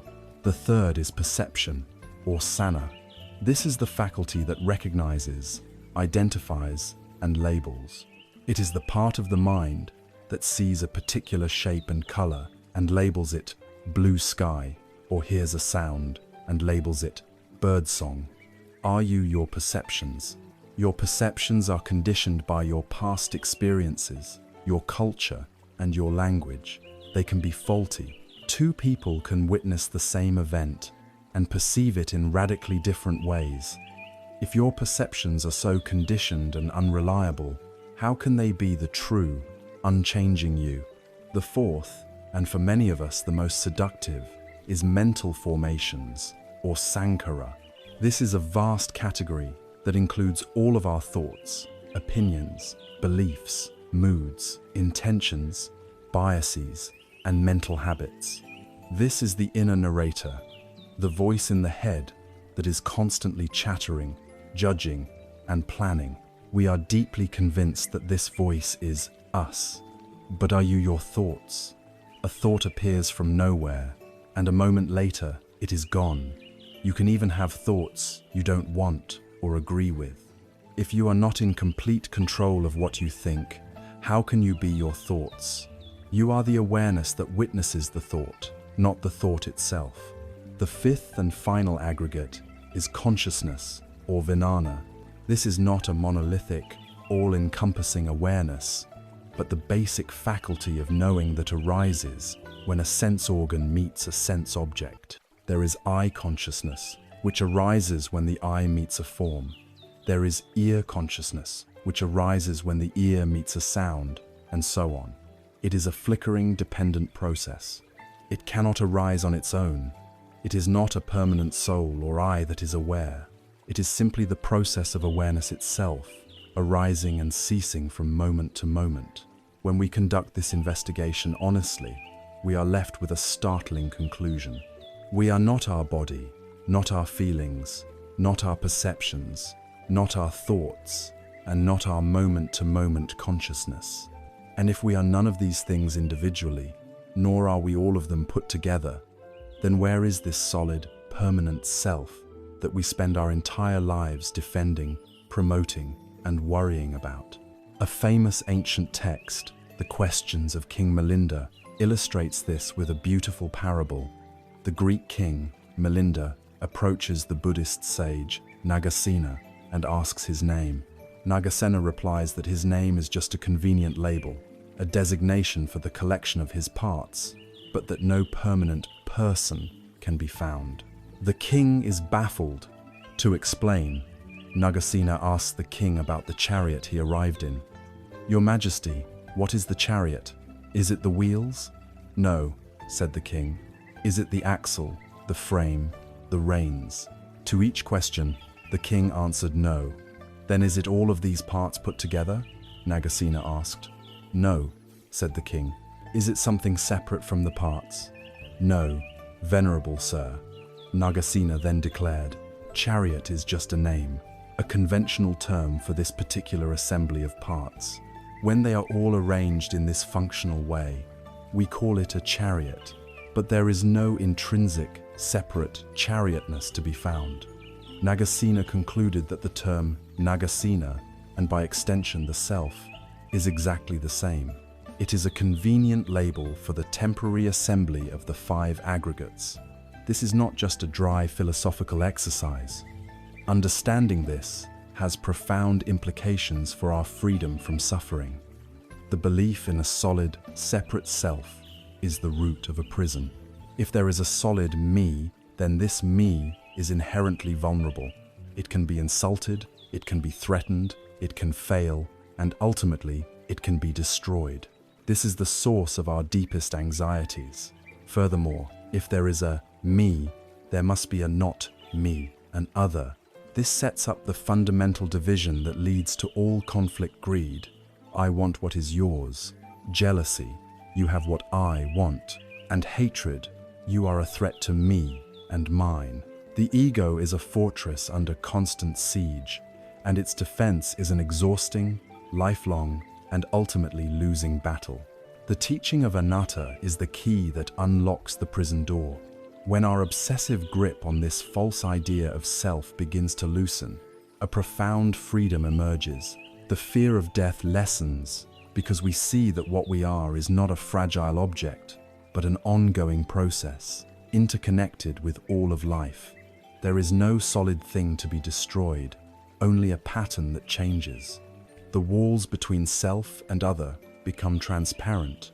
We see other people not as threats or tools for our own gratification, but as processes just like ourselves, also moved by causes and conditions, also seeking happiness. From this seeing, true compassion and empathy arise, not as a moral duty, but as a natural recognition of our shared nature. We can act with more courage and spontaneity because there is no longer a self-conscious inner critic judging our every move. The freedom of Anatta is the freedom of a wave that realizes it is not separate from the ocean. It is still a wave, with its own unique characteristics and duration, but its fundamental identity is the water of the entire ocean. It is the discovery that we are not the lonely, isolated self we thought we were, but that we are, in the deepest sense, life itself, expressing itself for a time in this particular form. We have just undertaken a profound deconstruction, a deep dive into the very nature of what we call a self. Through investigation, we have seen that what we take to be a solid, permanent entity is, in fact, a selfless, dynamic processor, temporary confluence of body, feelings, perceptions, thoughts, and consciousness. But this profound insight, this truth of Anatta, cannot remain a mere intellectual theory or a philosophical concept to be admired from a distance. If it does, it is like owning a map to a hidden treasure, but never taking the first step on the journey. To truly realize the freedom that this insight promises, to experience it in the very fiber of our being, we need a practical tool. We need a method for observing this selfless process in real time, moment by moment, within the laboratory of our own lives. That tool, the very heart of the Buddha's practical path, the engine of awakening, is the practice of samasati, or right mindfulness. Mindfulness has become a popular term in the modern world, often associated with relaxation or stress reduction. While it certainly can lead to these benefits, its original purpose is far deeper and more transformative. The most widely accepted working definition captures its essence perfectly. Mindfulness is the art of paying attention in a particular way, on purpose, in the present moment, and non-judgmentally. Let us unpack these three critical components. First, we pay attention on purpose. This means mindfulness is not a passive state of drifting or daydreaming. It is an intentional act. It is the conscious and deliberate choice to direct our awareness toward a chosen object or experience. In a world that is constantly pulling our attention in 1,000 different directions, mindfulness is a quiet act of rebellion. It is the reclaiming of our most precious resource, our own attention. It is the decision to stop being a passenger on the chaotic bus of the monkey mind and to take the driver's seat, choosing where the vehicle of our awareness will go. Second, we pay attention in the present moment. This is the core of the practice and the direct antidote to the primary modes of dukkha. Our minds are natural time travelers. They endlessly journey into the past, replaying regrets, grievances, and old glories, or they rocket into the future, rehearsing for anxieties, fantasizing about success, and worrying about what might be. The past is a memory, the future is an imagination. The only time we are ever truly alive, the only time we can learn, grow, or experience anything at all, is right now. Mindfulness is the practice of gently but firmly escorting our awareness back home to the present moment, again and again. It is the practice of inhabiting our own lives as they are actually unfolding, not as we remember them or imagine them to be. Third, and perhaps most crucially, we pay attention non-judgmentally. This is what distinguishes mindfulness from mere concentration. It means we observe our experience with a quality of gentle, open, and unconditional acceptance. As we pay attention, we will notice thoughts, feelings, and sensations of all kinds. The mind's habit is to immediately label them. This is good, I want more. This is bad, I want it to stop. This is boring, I need something else. The non-judgmental attitude of mindfulness invites us to simply note what is present, without getting entangled in these secondary reactions. A thought is not a bad thought. it is just a thought. A feeling of anxiety is not a sign of failure, it is just anxiety. We meet our experience with the open-hearted curiosity of a scientist observing a natural phenomenon rather than the harsh scrutiny of a judge. This quality of kindness and acceptance is what allows us to be with our full experience, the pleasant and the unpleasant, without creating the extra suffering of resistance. It is helpful to distinguish mindfulness from pure concentration. Concentration, or samadhi, is like a spotlight. It is the ability to narrow our focus onto a single point, holding it steady and excluding all distractions. This is a vital mental skill.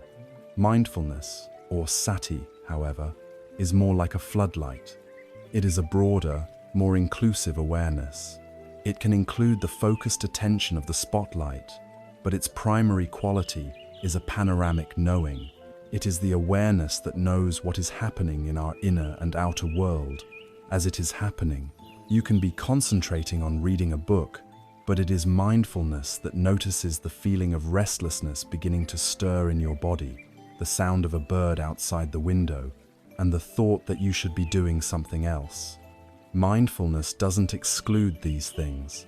It simply includes them in a wide, spacious awareness without having to be captivated by them. To make this practice tangible, we can think of it as training our awareness in 4 fundamental areas, often called the 4 foundations of mindfulness. We begin with mindfulness of the body. We bring our attention to physical sensations, the feeling of air entering and leaving the nostrils, the rise and fall of the abdomen with the breath, the sensation of our feet on the floor. The body is always in the present moment, so it serves as a perfect anchor to ground our wandering minds. From there, we can expand to mindfulness of feelings. This is not about analyzing our emotions, but about noticing the raw, energetic tone of experience as it arises. We learn to simply note pleasant feeling, unpleasant feeling, or neutral feeling, observing how quickly these tones shift and change, without getting lost in the stories we usually attach to them. Then there is mindfulness of mind, or consciousness itself. We learn to observe the state of our own mind. Is the mind scattered or calm? Is it dull or bright? Is it agitated or peaceful? We also learn to see thoughts simply as events in the mind. Instead of being carried away by a stream of thinking, we note, thinking, and observe the thought arise, linger, and pass away, like a cloud moving through the sky. Finally, we can practice mindfulness of mental objects, or the very categories of our experience. This means observing our experience through the clarifying lens of the teachings themselves. We might notice, this is clinging, or this feeling is impermanent, or this desire is a form of dukkha. This is where mindfulness becomes a tool for profound insight. There is an old story of a great acrobat who was to walk a tightrope across a deep chasm. His young apprentice, also a skilled performer, was to balance on his shoulders during the walk. Before they began, the master said to the apprentice, "Now, listen carefully. I will focus on my steps, and you must focus on me. We must look out for each other to ensure we do not fall." But the apprentice, who had been training in mindfulness, replied, "No, master, I will look out for myself, and you must look out for yourself." In this way, each of us will be fully responsible for our own balance, and so we will be safe together. The master smiled, recognizing the boy's wisdom.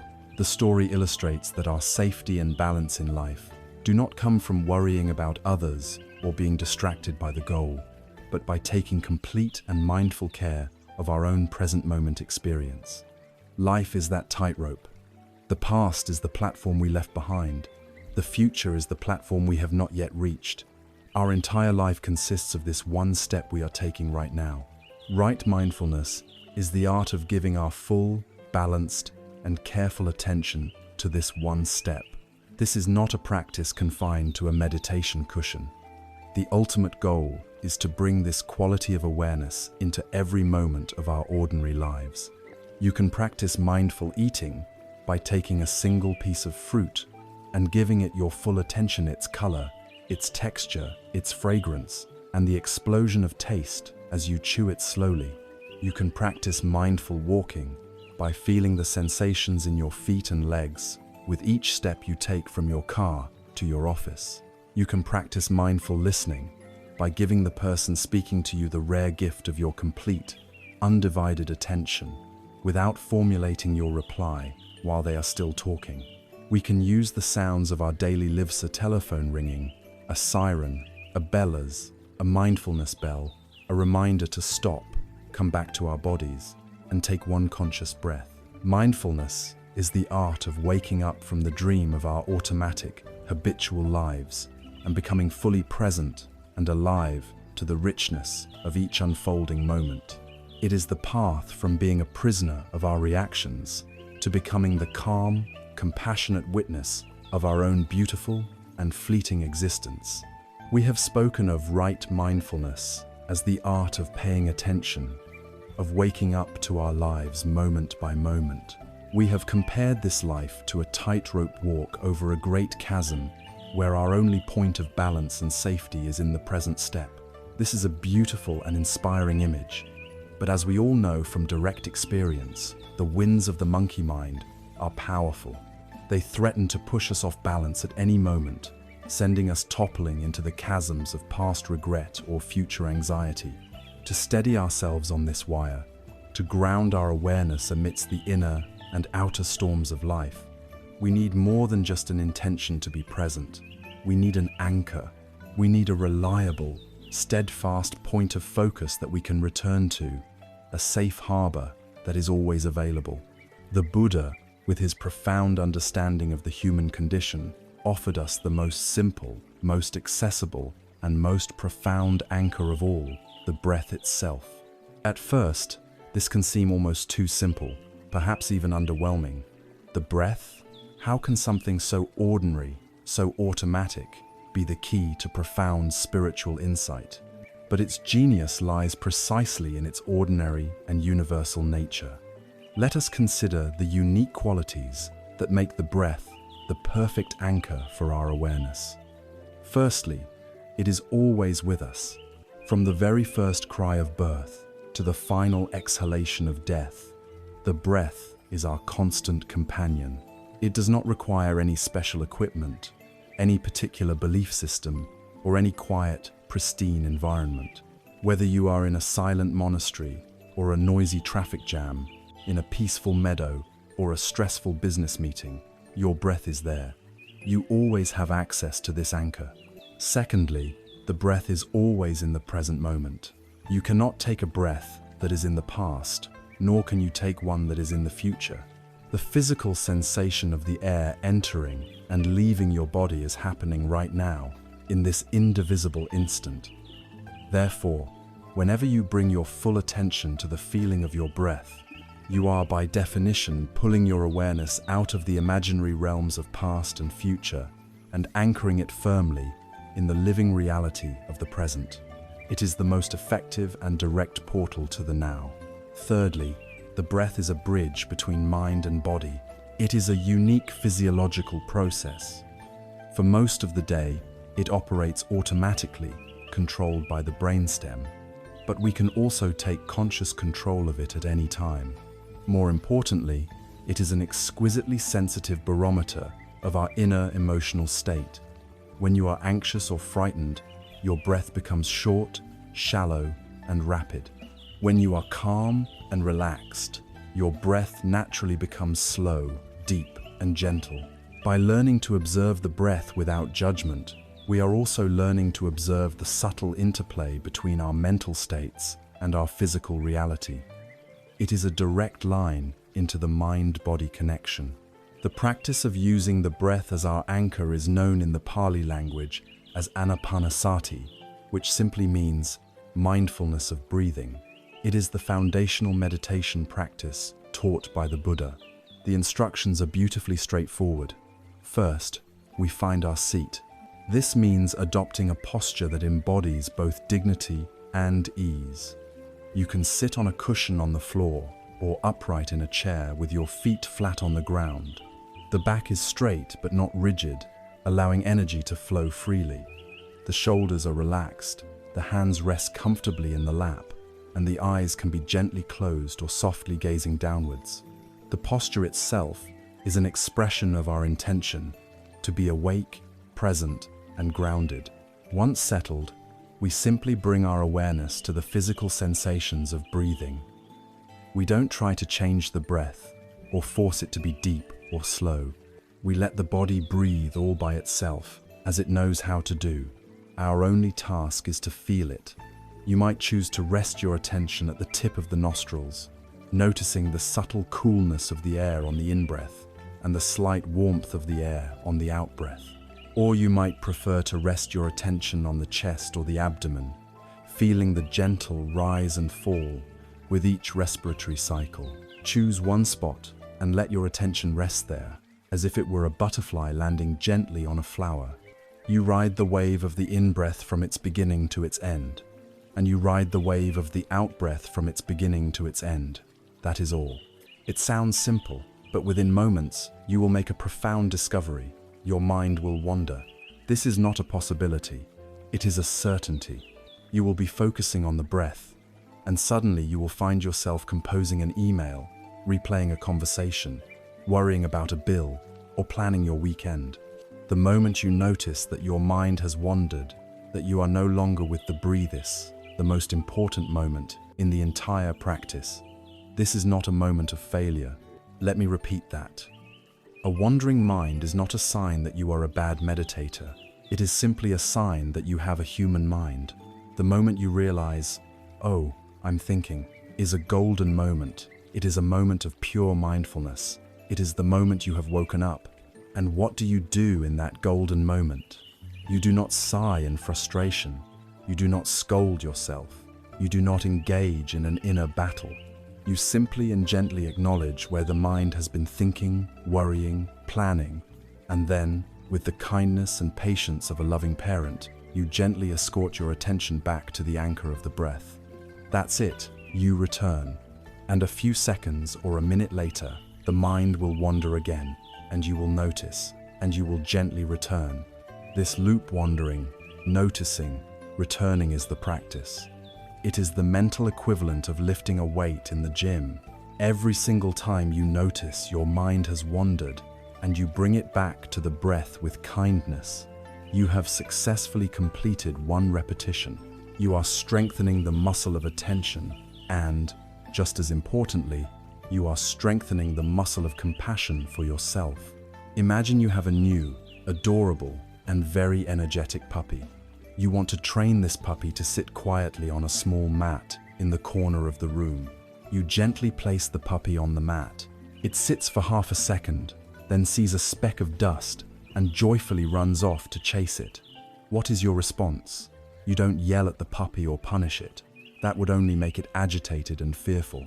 With boundless patience, you walk over, scoop up the puppy, and with a gentle touch, place it back on the mat. A moment later, it hears a noise outside and runs to the door, tail wagging. And again, you gently retrieve it and bring it back to the mat. You might have to do this 100 times in 10 minutes. The training is not about the puppy staying perfectly still. The training is the kind, patient, and persistent act of returning. Our mind is that puppy. The breath is that mat.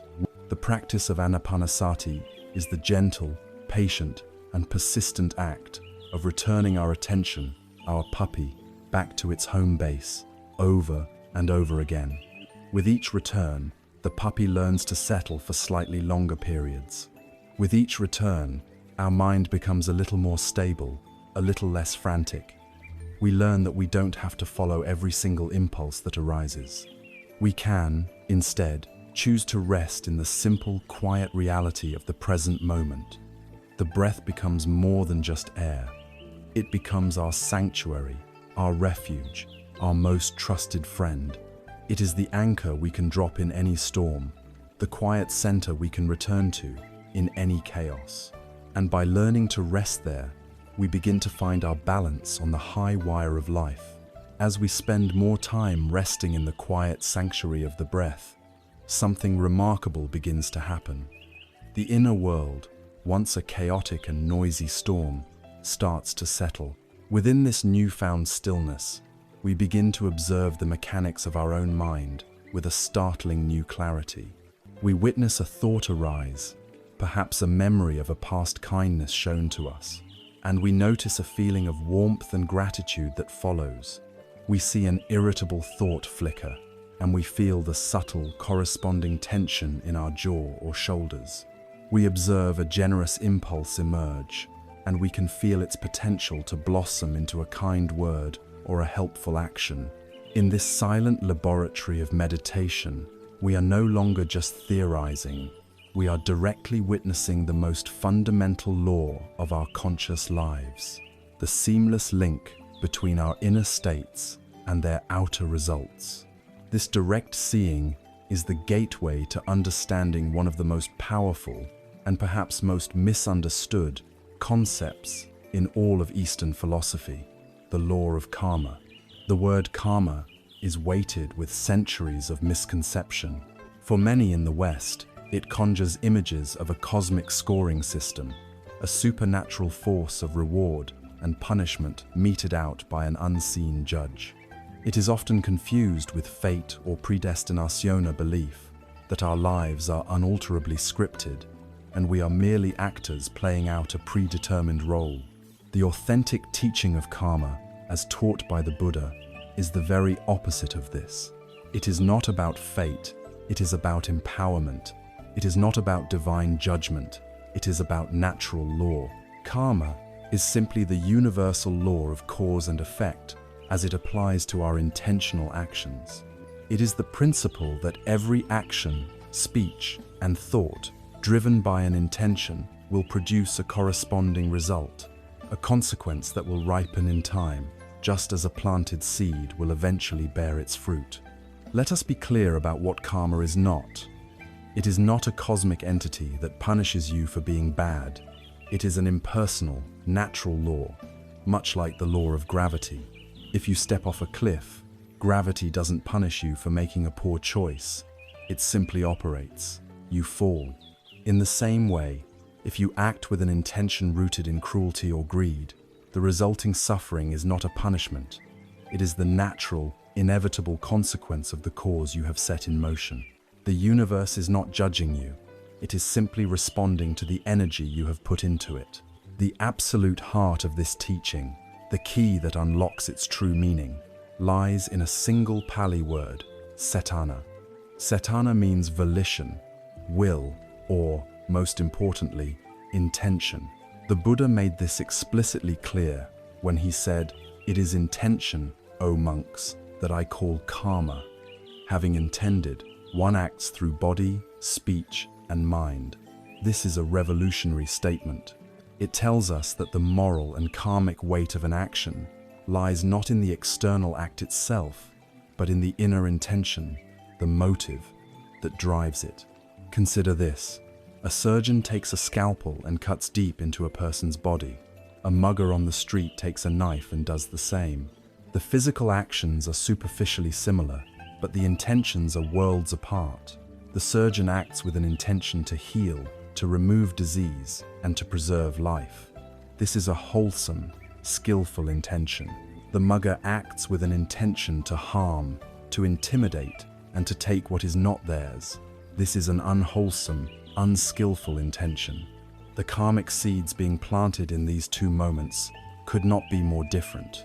The surgeon's action creates the causes for future well-being and peace, while the mugger's action creates the causes for future suffering and turmoil. The same principle applies to our daily lives. Giving a gift with a pure heart of generosity creates a different result than giving the same gift with a hidden desire for recognition or to make someone feel indebted. Speaking a difficult truth with a compassionate intention to help someone grow is a skillful action. Speaking those same words with a malicious intent to wound someone's ego is an unskillful one. Karma, therefore, is not a call to become a robotic good person. It is a call to become an aware person, to become an expert in our own motivations, and to purify the intentions at the very root of our being. To understand how karma operates over time, the metaphor of a farmer is perfect.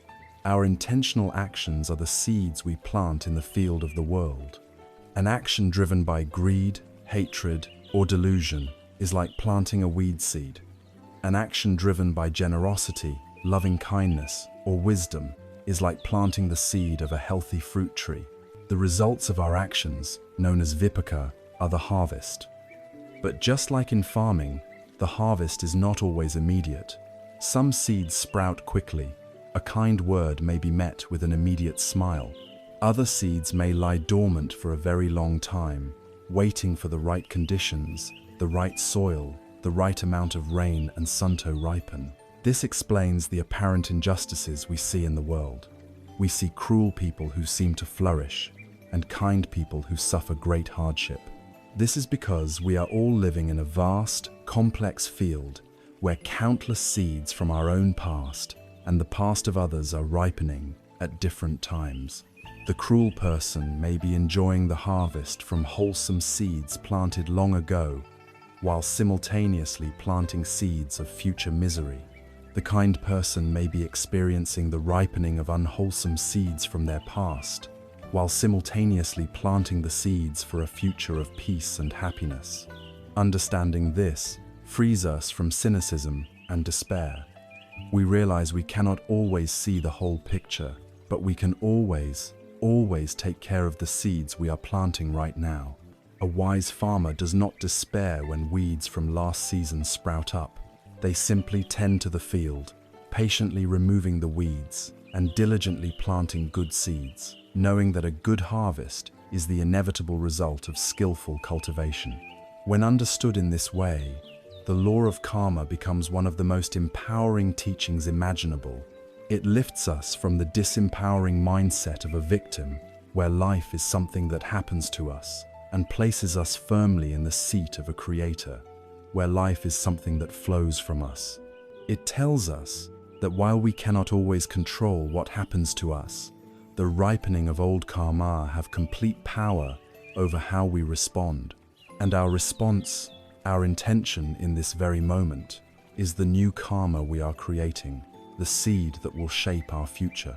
The operative question in our life shifts from the passive, "Why is this happening to me?" to the active and powerful, "What intention am I planting in this moment?" This becomes a profound and practical guide for living an ethical and awakened life. Before we speak, we can learn to pause and ask, "What is my intention?" Before we act, we can check in. Is this coming from a place of clarity and kindness, or from a place of confusion and fear? This simple, mindful pause is a revolutionary act. It interrupts our habitual reactive patterns and inserts a moment of wisdom and choice.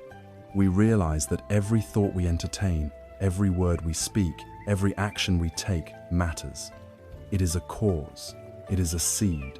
It is the architect of our future self and our future world. We are not prisoners of our past, but in every moment, we are the farmers of our future.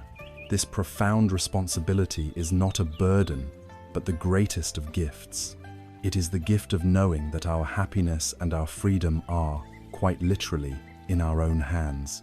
Having understood the profound and practical law of karma, that our intentions are the very seeds from which our future realities grow, a natural and vital question arises. What, then, are the most potent, most beautiful, and most wholesome seeds we can possibly plant? If we wish to harvest a future of peace, joy, and connection, what kind of causes should we be creating in the present moment? The Buddha's path provides a clear and luminous answer. The most skillful action we can undertake, the most powerful intention we can cultivate, is the radiation of unconditional, heartfelt goodwill. It is a practice known as Metta, a Pali word often translated as loving kindness, but which can also be understood as a radical, boundless, and unconditional friendliness towards all of existence. It is the art of intentionally sowing the seeds of happiness. starting within the fertile soil of our own heart. Metta is far more than just being polite or suppressing negative feelings. It is an active and courageous stance. It is a conscious choice to meet the world with an open heart, rather than the closed fist of suspicion, judgment, and fear that has become our habitual default. In a world that often seems to thrive on division and conflict, the practice of metta is a quiet revolution. It is not a sentimental or passive emotion. It is a trainable skill, a strength that can be developed and cultivated systematically, just like any muscle in the body. We are not expected to feel this boundless love spontaneously. We are invited to practice the methods that allow it to blossom naturally. At its core, metta is the direct antidote to anger, hatred, resentment, irritation, and fear. These negative states are characterized by a painful contraction of the mind and heart. They create a rigid sense of separation. It is me against the world, us versus them. Anger and fear are like cold, heavy stones we carry in our pockets, weighing us down and poisoning our own experience. Metta, on the other hand, is characterized by expansion, warmth, and connection. It is like turning on a light in a dark room. You do not have to fight the darkness or push it out. You simply introduce the light, and the darkness vanishes. In the same way, you do not fight anger. You introduce the warmth of metta, and the coldness of anger naturally dissolves. It is the supreme medicine for a heart afflicted by bitterness and ill will. The systematic cultivation of this quality is done through the practice of metta meditation. It is a journey that unfolds in stages, like ripples expanding outward from the center of a pond. The journey, however, always begins in one non-negotiable place, with ourselves. The first stage is to offer loving kindness to your own being. For many of us, this is the most difficult step. We are so conditioned by self-criticism and judgment that offering ourselves genuine kindness can feel awkward, undeserved, or even selfish. But the wisdom of the path is clear. You cannot pour from an empty cup. You cannot genuinely wish for others to be happy if you are at war with yourself.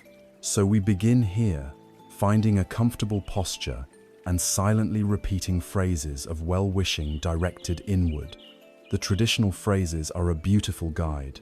May I be happy. May I be safe. May I be healthy. May I live with ease. We say the words, and we try to connect with the feeling behind them, the sincere wish for our own well-being. We offer ourselves the same gentle friendship we would offer a beloved child who is struggling. This is not narcissism, it is the necessary foundation for all true generosity. Once we have established a degree of warmth and acceptance for ourselves, the second stage is to expand the circle to include a benefactor or a dear friend.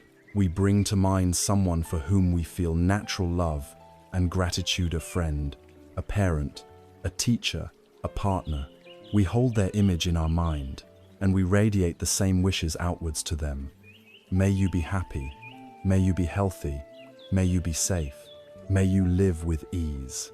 We bathe them in our goodwill, savoring the natural joy that arises from this feeling of connection and appreciation. This stage is usually easy and pleasant, allowing the feeling of metta to gain momentum. The third stage challenges our habitual indifference. We bring to mind a neutral person. This is someone we see regularly, but have no strong feelings about one way or the other. The cashier at the supermarket, the mail carrier, a person we see on our daily commute. We often move through our day seeing people as objects or functions, not as feeling beings. In this stage, we consciously recognize this person, just like me and just like my friend, has a heart. They too wish to be happy and to avoid suffering. And so we extend the same phrases to them, breaking down the walls of our indifference and seeing the shared humanity in a supposed stranger. May you be happy. May you be healthy. May you be safe. May you live with ease. The fourth stage is the most challenging and the most transformative. It is where we practice metta for a difficult person. It is wise to start with someone who is only mildly irritating, not the source of our deepest trauma. We bring this person to mind, and we acknowledge the difficult feelings that arise.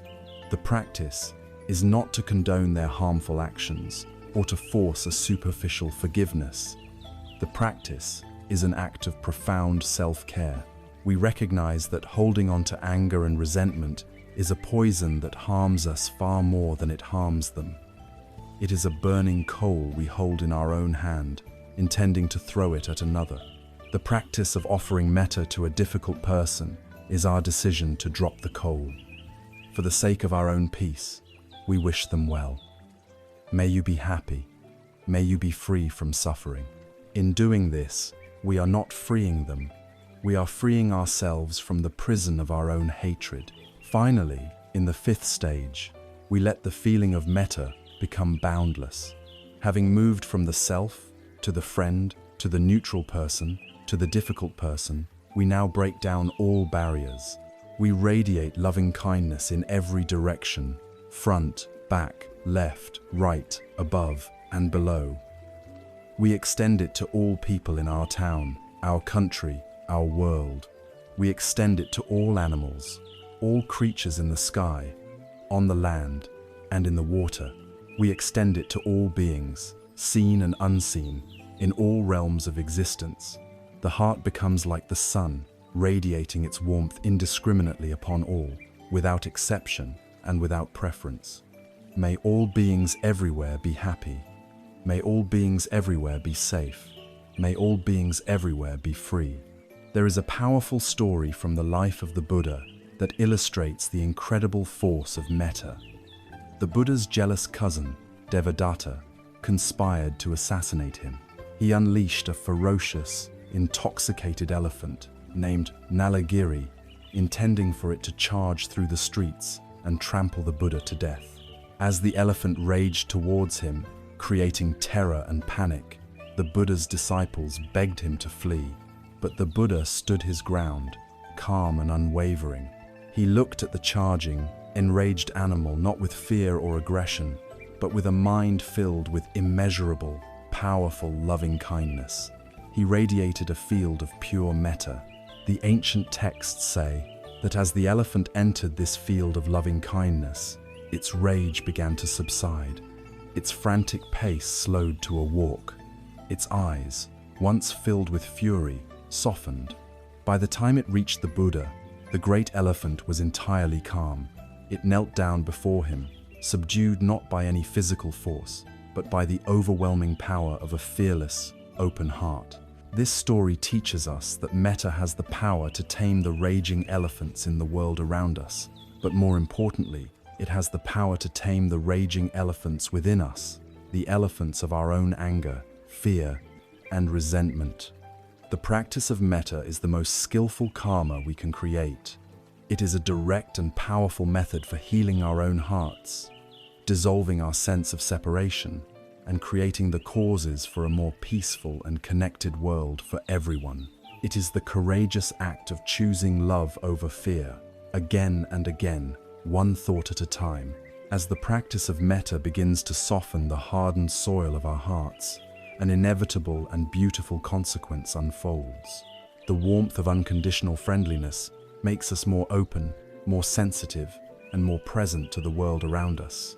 And in opening ourselves, we become more acutely aware not only of the universal wish for happiness, but also of the universal reality of suffering. We begin to notice the subtle traces of pain in the faces of strangers, the quiet desperation behind a colleague's cheerful facade, and the deep wounds of our own past that still ache for healing.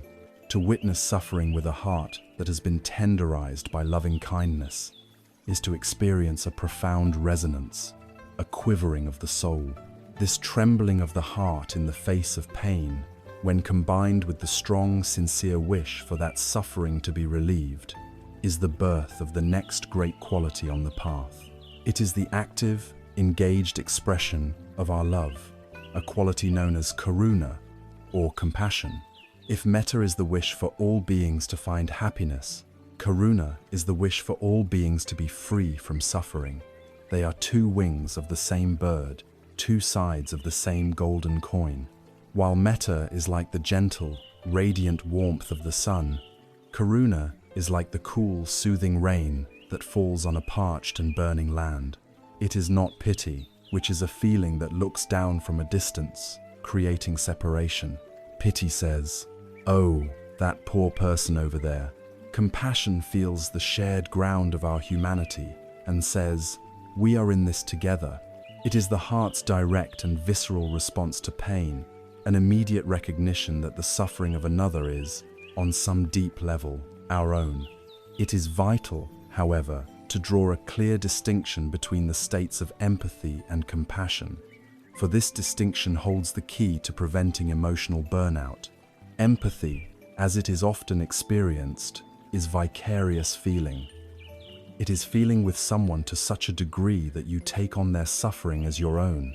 If you see someone drowning in a river of grief, empathy is the impulse to jump into the river and begin drowning alongside them. While born from a good intention, this empathic distress often leads to overwhelm, exhaustion, and paralysis. You become another victim, unable to offer any real help. Compassion, or karuna, is different. Compassion is feeling for someone. You stand firmly on the bank of the river, seeing clearly that they are drowning. Your heart trembles with the wish to help, but you do not leap into the water. Instead, because you have maintained your own balance and strength, you are able to think clearly. You can look for a rope, a branch, or a life raft to throw to them. You can offer clear guidance from the stability of the shore. Compassion, therefore, is not draining, it is energizing. It is a source of immense resilience, for it allows us to be with suffering our own or others without being consumed by it. It is the marriage of a tender heart and a steady mind. Like Metta, the practice of compassion must begin at home, within our own being. This is the practice of self-compassion, and it is arguably the most crucial and challenging practice for people in the modern world. We are conditioned to be our own harshest critics. When we fail, make a mistake, or fall short of our ideals, the voice of the inner judge unleashes a torrent of shame, blame, and recrimination. We would never speak to a friend in the way we often speak to ourselves. Self-compassion is the radical act of turning the quality of karuna inward. It is the choice to treat ourselves with the same kindness, care, and understanding that we would offer to a dear friend who was going through a difficult time. The practice of self-compassion has three core components. The first is mindfulness, the simple, clear-eyed acknowledgement of our own pain. We turn towards our suffering rather than ignoring it or exaggerating it. We say to ourselves, "This is a moment of suffering. This is hard." The second component is recognizing our common humanity.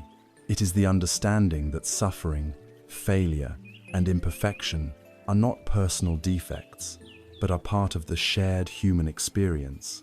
In our pain, we are not alone. We are connected to everyone who has ever struggled. The third component is self-kindness. This is the active choice to be warm and understanding with ourselves when we are hurting. It is soothing ourselves, comforting ourselves, and protecting ourselves from our own inner critic. Without this foundation of self-compassion, our attempts to help others will always be fragile, tainted by our own unmet needs and unresolved pain. We cannot draw water for others from a well that has run dry. The ideal of a compassionate life is embodied in the archetypal figure of the Bodhisattva, a central figure in Mahayana Buddhism. The most famous of these is Avalokiteshvara, the Bodhisattva of compassion. The legend tells that Avalokiteshvara practiced for eons and reached the very brink of full enlightenment, ready to enter the final piece of nirvana. But as they stood on the threshold, they heard the cries of suffering rising up from all the beings in all the realms of the world. Moved by an unbearable compassion, a love so immense it could not ignore this pain, Avalokiteshvara made a profound vow. I will postpone my own final peace. I will not enter nirvana until every last being, down to the last blade of grass, has been liberated from suffering. In some versions of the story, their head shatters into 1,000 pieces from the sheer weight of this compassionate task, only to be reassembled by higher powers into a form with 1,000 arms and 1,000 eyes, the better to see the suffering of the world and to reach out to all who are in need. This story is not meant to be taken literally. It is a powerful metaphor for the nature of true compassion. It is not a passive sentiment, but a courageous and active commitment to engagement. It is the ultimate expression of our interconnectedness, the driving force that turns personal liberation into a vehicle for universal liberation. In our own lives, compassion doesn't have to manifest as a vow to save the entire world. It expresses itself in small, ordinary, and powerful ways. It is the patience to listen fully to a friend in distress, without feeling the need to immediately offer solutions. It is the courage to forgive someone, not because they deserve it, but because you deserve to be free from the poison of resentment. It is the mindfulness to see a flicker of sadness in the eyes of a grocery clerk and to offer them a genuine smile. It is choosing to speak a kind word when a sharp one would be easier. It is the inner motivation that fuels all ethical action. Right speech, right action, and right livelihood cease to be a list of rules and instead become the living, breathing expression of a compassionate heart. Karuna is the trembling of a heart that has dared to remain open in a difficult world. It is the courage to move towards suffering rather than away from it. It is the wisdom to know that our own healing is inextricably bound up with the healing of all beings. It is the force that connects us, that motivates us, and that gives our spiritual journey its deepest and most beautiful meaning. As our hearts awaken through the practices of loving kindness and compassion, we feel a natural and powerful urge to connect, to help, to alleviate the suffering we see in the world and in ourselves. This is a beautiful, noble impulse, the very engine of a meaningful life. Yet, within this benevolent urge lies a subtle trap. Our desire to help can morph into a desperate need to fix. Our compassion can become entangled with an attachment to specific outcomes. We become invested in being the helper, and we feel frustrated, resentful, or even burned out when our efforts are not met with the results we expected, or when the sheer scale of suffering feels overwhelming. To protect the compassionate heart from this burnout, to ensure that it can remain both resilient and wise, we must pair it with its essential partner, the profound and liberating art of letting go. This is the wisdom of Nekkhamma, a Pali word that can be translated as renunciation, but which is perhaps better understood today as the freedom of non-attachment. It is absolutely critical that we begin by understanding what non-attachment is not. In our culture, the idea of letting go is often confused with indifference, apathy, or a kind of cold, detached aloofness. This is a profound misunderstanding. Indifference is a form of aversion. It is the act of shutting down the heart, of building a wall around ourselves to avoid being hurt. Indifference says, I don't care. Non-attachment, on the other hand, is the capacity to care deeply, to engage with life fully and wholeheartedly, but without the fearful, anxious grip of clinging. Non-attachment says, I will give this my absolute all, with love and full engagement, and I will gracefully accept whatever outcome arises. Imagine a wise gardener. An indifferent gardener does not care for the soil, does not plant any seeds, and allows the garden to be overrun with weeds. A non-attached gardener, however, is the very model of skillful engagement. They carefully prepare the soil, select the best seeds, plant them with care, water them diligently, and protect them from pests. They invest their love, energy, and wisdom into the process. But, having done all they can, they let go of the outcome. If a great storm comes and washes away some of the seedlings, they do not fall into despair. If some seeds simply fail to sprout, they do not curse their own efforts. They accept the nature of reality with all its uncontrollable variables, and they continue to tend the garden with love. This is the spirit of non-attachment, full engagement, followed by a graceful release. To practice this art, we must first become aware of what it is we cling to. Our attachments are often so deeply ingrained that we don't even see them. We cling to our material possessions, believing that our car, our house, or our clothes are a source of lasting security and identity. We cling to people and relationships, often suffocating the love we cherish by trying to control the other person, fearing their loss, or demanding that they meet our unspoken expectations.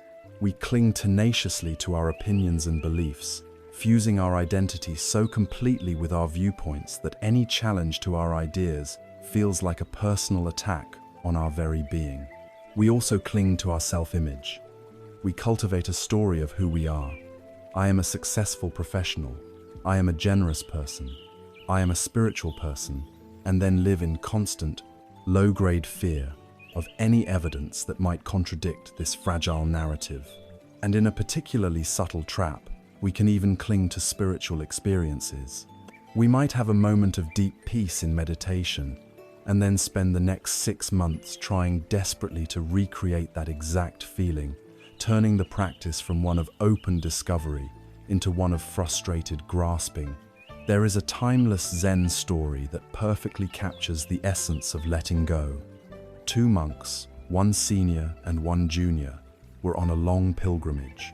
They came to a muddy river where a young woman, dressed in fine silks, stood hesitating, unwilling to ruin her clothes. Monastic vows strictly forbade the monks from touching women.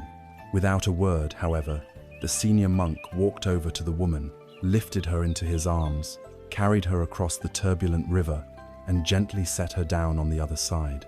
He then continued on his way. The junior monk was aghast. He followed his senior, his mind in turmoil, replaying the transgression over and over. Hours passed in stony silence. Finally, as they approached the monastery that evening, the junior monk could contain himself no longer. He burst out, "Brother, how could you do that? You know we are forbidden to touch women. You have broken a sacred vow." The senior monk looked at his agitated companion, a calm, gentle smile on his face. He replied, "Brother, I set that woman down by the riverbank hours ago. Why are you still carrying her?" This story reveals our condition. We are all carrying things long after they have passed. Old resentments, past failures, lingering anxieties about what someone said or did. We replay these scenes in our minds, keeping the burden heavy and the wound fresh. Non-attachment is the simple, profound art of putting the woman down. It is the wisdom of recognizing that the event is over and that the only thing keeping the suffering alive is our own mental clinging. This art of letting go is the practical and emotional application of the truths we have already explored. It is the lived acceptance of Anicca, or impermanence. Since everything is in a constant state of flux, trying to hold on to anything is like trying to capture smoke in a net. It is a futile and exhausting endeavor, guaranteed to end in frustration. It is also the wise application of karma. We understand that our true power lies in our intention and our action in the present moment, the planting of the seed. We do not have ultimate control over the result, the harvest, which is subject to 1,000 other causes and conditions. So we do our part with skill and love, and then we release our grip on the outcome. The freedom this brings is immense. A life lived with non-attachment is a life of incredible lightness and ease. We are no longer weighed down by the heavy baggage of needing things to be a certain way. This fosters a deep resilience. When life throws us a curveball, when plans fall apart, when people don't behave as we wish, we can adapt. We can flow with the current of life, rather than standing like a rigid rock being battered by it. Paradoxically, It also allows for a deeper and more authentic form of love. When we stop clinging to people to satisfy our own needs for security or validation, we are free to love them for who they truly are. We give them the space to be themselves, which is the greatest gift our love can offer. Non-attachment is not a retreat from life. It is the key to participating in it more fully, more fearlessly, and more joyfully. It is the discovery that true security is never found in holding on tighter, but always and only in the courageous wisdom of an open hand.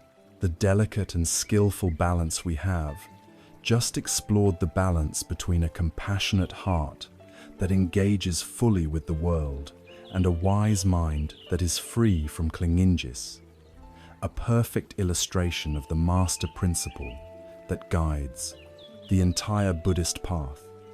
It is a principle born from the Buddha's own profound and at times painful experimentation with the human condition. It is the wisdom that steers our practice away from the jagged rocks of extremism on either side, guiding us along a sane, sustainable, and fruitful path. This great navigational chart for a meaningful life is known as the Majjhima Patipada, the middle way. To truly understand the middle way, we must look to the life of the man who discovered it. His own journey was a dramatic exploration of the two extremes that trap human beings.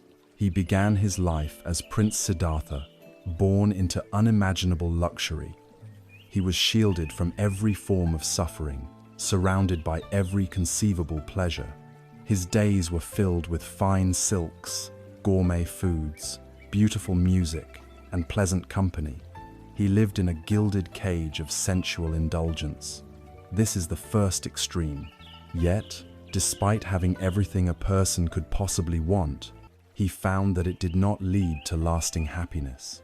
Instead, it produced a subtle but pervasive sense of emptiness, a spiritual unease, a feeling that something essential was missing.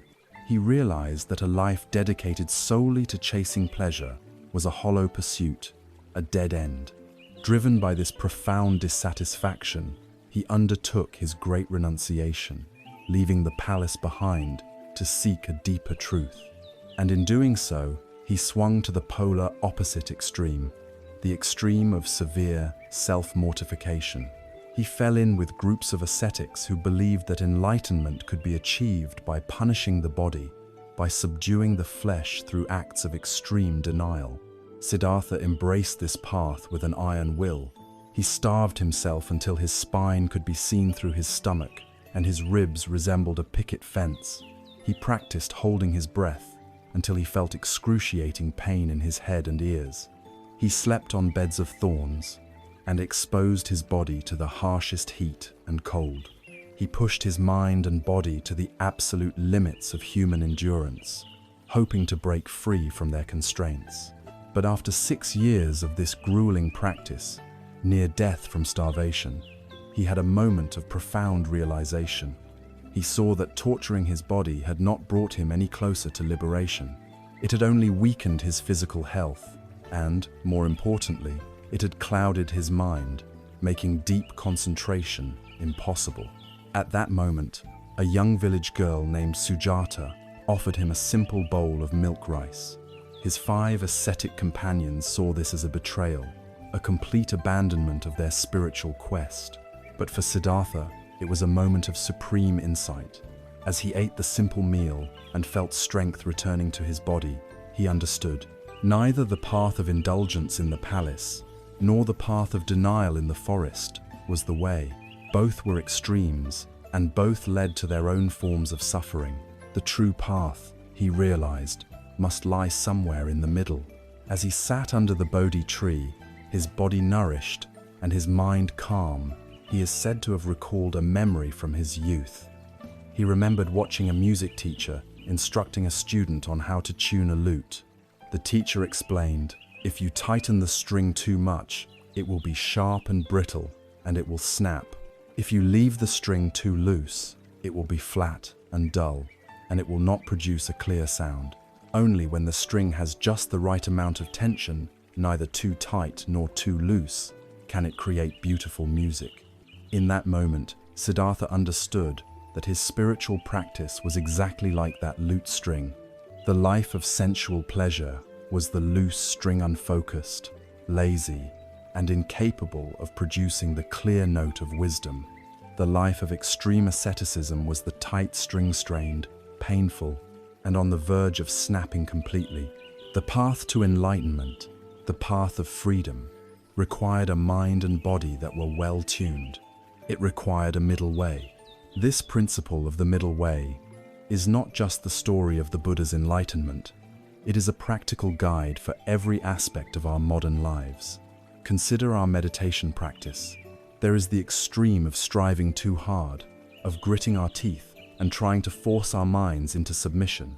This is the tight string. It creates tension, headaches, and frustration. On the other side is the extreme of laxity, of allowing the mind to drift in a dull, sleepy haze, mistaking mental fog for peace. This is the loose string.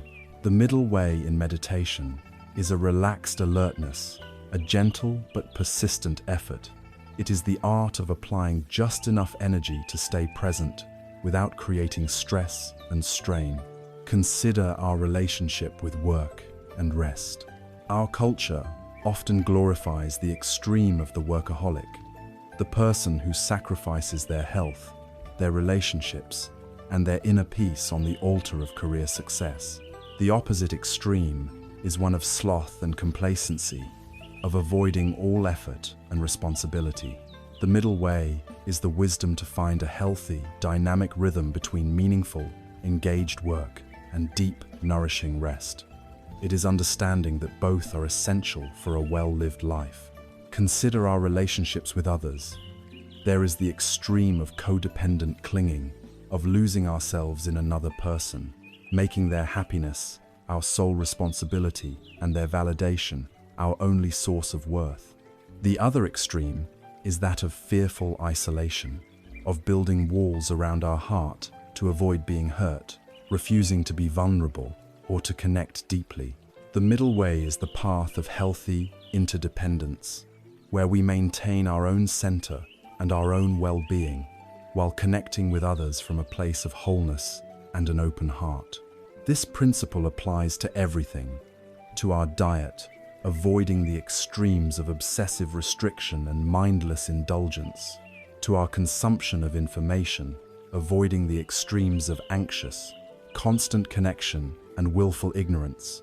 The middle way is not a fixed point, not a simple 50-50 compromise. It is a dynamic equilibrium, a fine balance that must be discovered from moment to moment through the cultivation of mindfulness and wisdom. It is like walking on a tightrope. The walker is never perfectly static.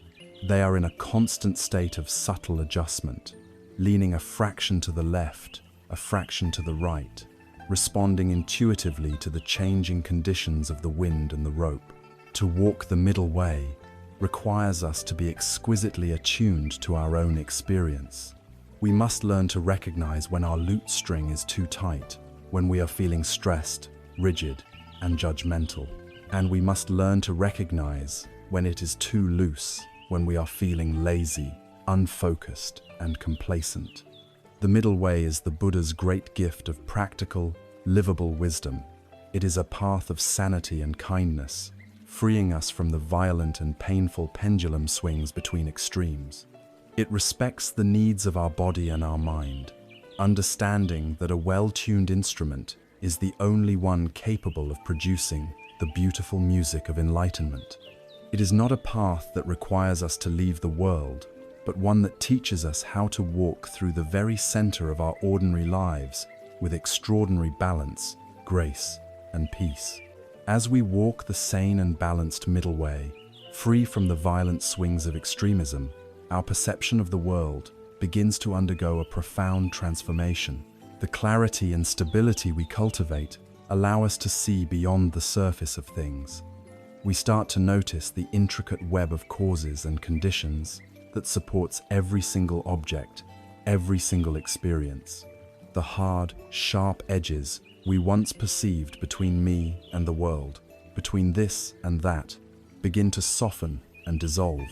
This growing perception of profound interconnectedness leads us to the very pinnacle of Buddhist wisdom, the most liberating and perhaps most misunderstood teaching of all, the insight into sunyata, or emptiness. The word emptiness can sound frightening to the Western ear. It can conjure feelings of nihilism, of a cold, meaningless void, a black hole where everything we value is annihilated. It is essential to state clearly from the very beginning that this is not what Buddhist emptiness means. Sunyata is not nothingness. It is not a denial of existence. It is a radical affirmation of life, but it describes how things exist, not if they exist. The teaching of emptiness asserts that no person, no object, no phenomenon exists independently from its own side with its own separate, intrinsic self-nature. Instead, everything arises in dependence upon everything else. Therefore, things are empty of a separate, standalone existence. Emptiness, in this context, is synonymous with radical, universal interdependence. It is the other side of the coin of what is called praticcasamuppada, or interdependent co-arising. To grasp this profound truth, we can turn to the simple and beautiful contemplation offered by the great Zen master, Thich Nhat Hanh. He invites us to take a single sheet of paper and to look deeply into its nature. On the surface, it is just a sheet of paper, but what is it truly made of? If we look with the eyes of wisdom, we can see a cloud floating in the sheet of paper. Without the cloud, there is no rain. Without the rain, the tree cannot grow. And without the tree, we cannot make paper. So the cloud is undeniably present. If we look deeper, we can see the sunshine. The sun's energy is essential for the tree to perform photosynthesis and grow tall. So the sunshine is also in the sheet of paper. And if we keep looking, we see the logger who cut the tree down. We can see his parents who gave him life.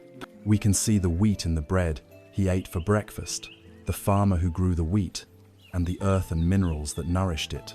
All of these things are present in the sheet of paper. We can see the river that may have carried the logs to the mill. We can see the factory workers, the engineers who designed the machinery, the truck driver who delivered the paper to the store. We can see our own mind, which is perceiving the paper and labeling it as such. The investigation goes on and on, revealing an infinite web of causes and conditions. Now, try the opposite. Try to remove from the sheet of paper everything that is non-paper. Take away the cloud. Take away the sun. Take away the logger, the farmer, the earth, the river. What is left? Nothing. The sheet of paper is composed entirely of non-paper elements. It has no separate, independent self. Its existence is its interconnectedness with the entire cosmos. This is the meaning of emptiness. The paper is empty of a separate self, but it is full of the whole universe. This is the heart of the famous Buddhist sutra that declares, "Form is emptiness, emptiness is form."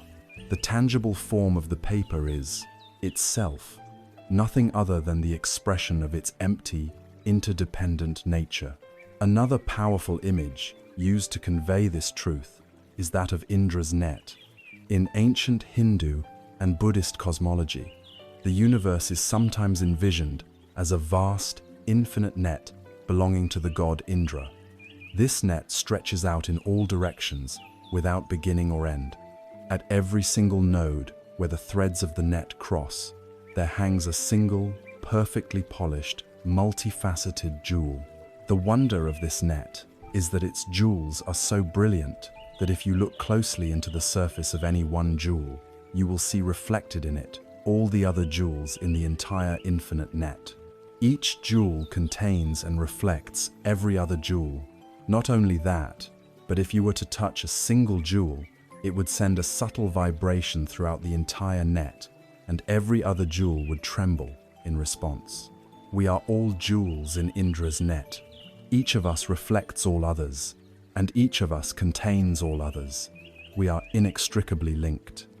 The illusion of our separateness is just that, an illusion. born from a limited and superficial way of seeing.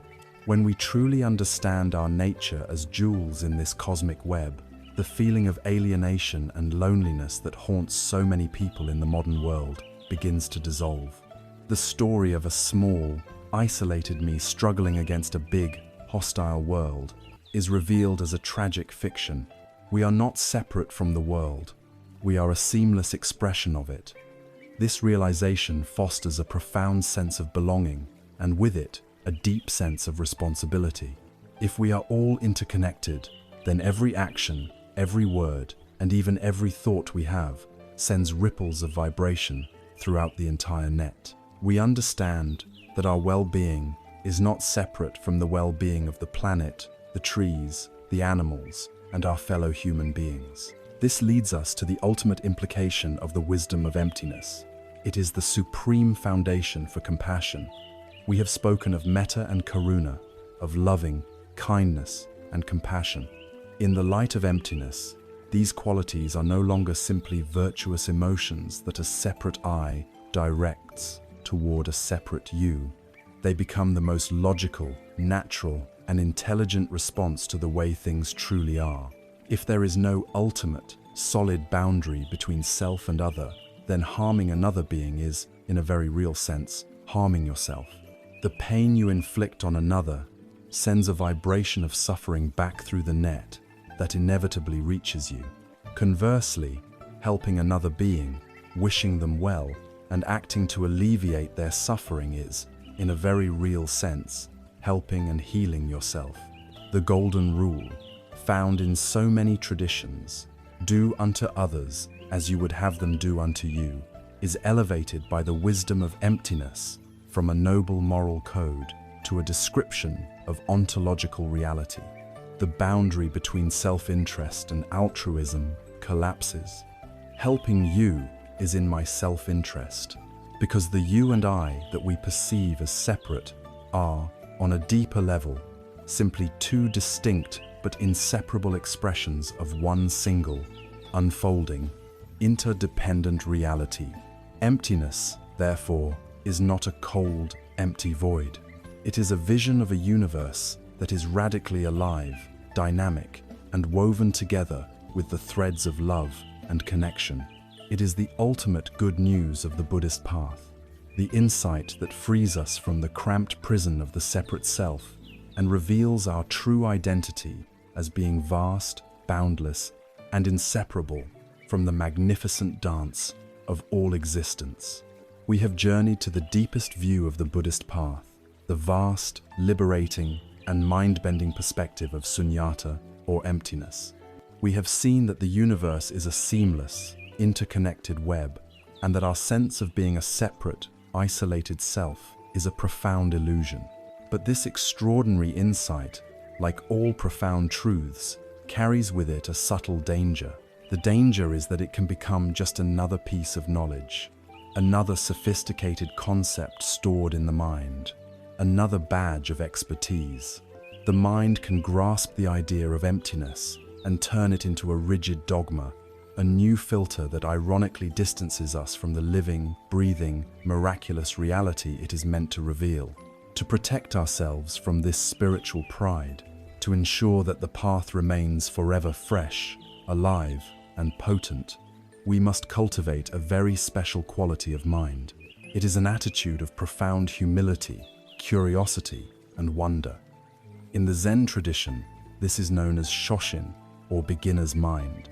The great Zen master Shunryu Suzuki encapsulated this teaching in a simple, powerful statement.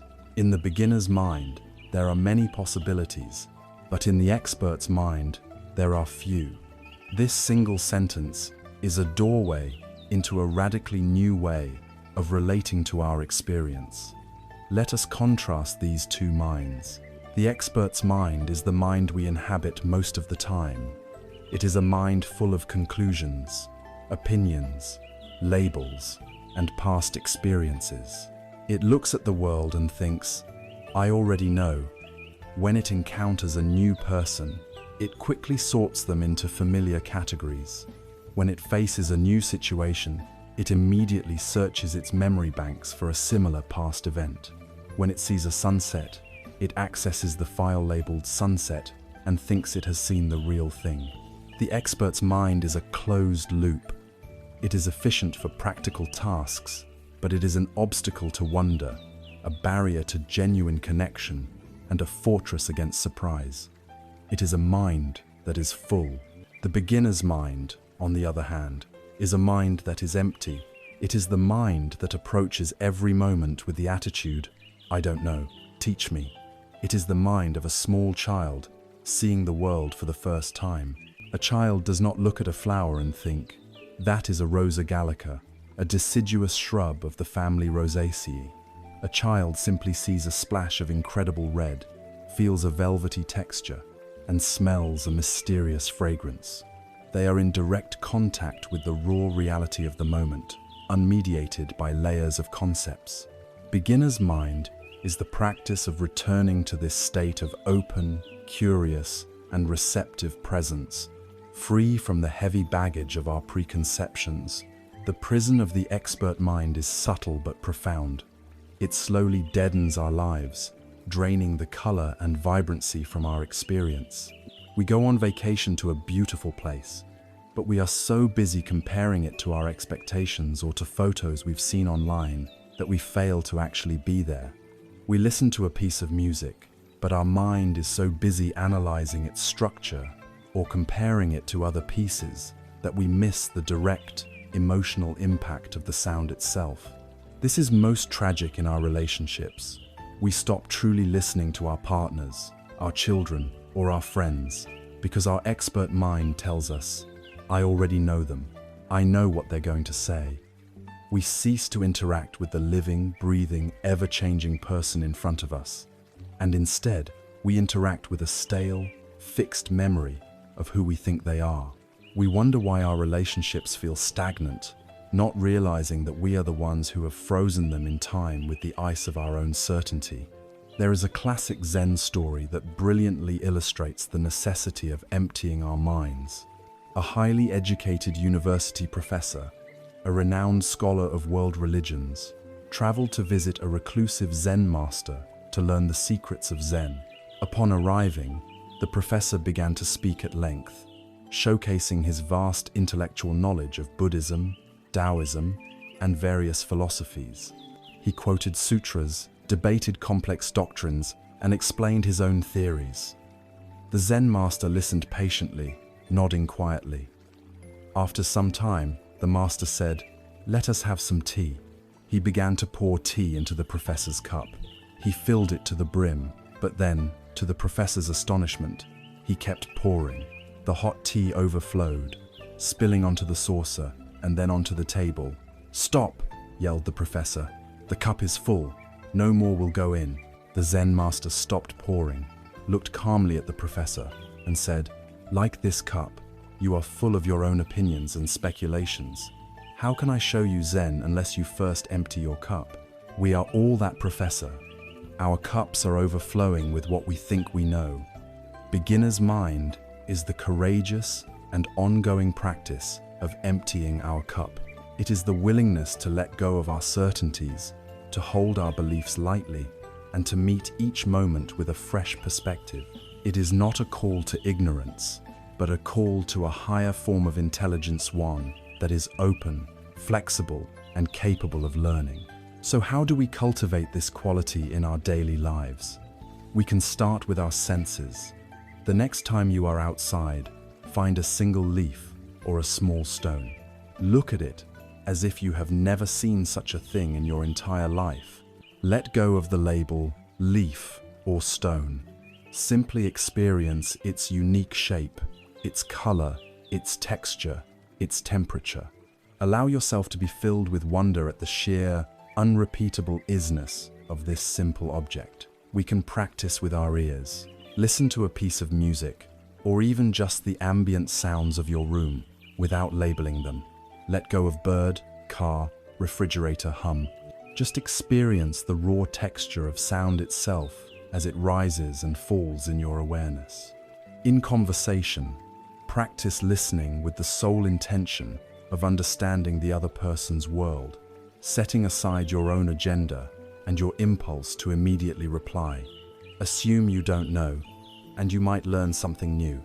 We can approach our daily routines with beginner's mind. The next time you wash the dishes, a task you have done thousands of times, let go of the story of it being a chore. Feel the warmth of the water on your hands. See the iridescent bubbles of the soap. Hear the sound of the plate being rinsed clean. The task is transformed from a mindless burden into a rich, sensory, meditative experience. This attitude is not separate from the other great teachings of the path. It is their living expression. It is the practical embodiment of Anicca, or impermanence. Because every moment is truly new and will never come again, to approach it with old, fixed ideas is to fundamentally misunderstand its nature. Beginner's mind is the only attitude that truly honors the reality of a constantly changing universe.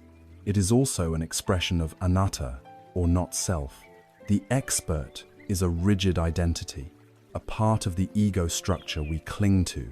By letting go of the need to be an expert, we are letting go of a piece of that false self, allowing for a more fluid, open, and humble way of being. Beginner's mind is, in essence, mindfulness in its purest form, paying attention to the present moment, free from the cataract of judgment and the heavy filter of past conditioning. It is the key to remaining a lifelong learner on the spiritual path, ensuring that our journey is not a march toward a fixed destination, but a continual, joyful, and surprising dance of discovery. We have now traveled a great distance together on this ancient path. We began in the familiar territory of our modern-day restlessness and anxiety. We journeyed through the foundational landscape of the Four Noble Truths, diagnosing our condition and discovering the promise of a cure. We navigated the profound and sometimes challenging terrain of impermanence, not self, and emptiness. We have learned to cultivate the boundless heart of loving kindness and compassion, and to practice the liberating arts of non-attachment and the middle way. We have learned to sit with the humble openness of a beginner's mind. And now, having gathered all these precious tools and profound maps, we stand at the most important place of all, the doorstep of our own ordinary life. The final and most essential question remains: how do we weave all of these beautiful, intricate threads into the messy, complex, and often demanding fabric of our daily existence? How do we take this wisdom off the meditation cushion and carry it with us into our offices, our homes, and our communities? The first and most important shift in understanding is this: the path is not separate from your life. Your life is the path. The goal is not to perfect your meditation so that you can escape from the world, but to use your meditation to wake up to the world more fully. The office is your monastery. The family dinner table is your Zen center. The traffic jam is your place of practice.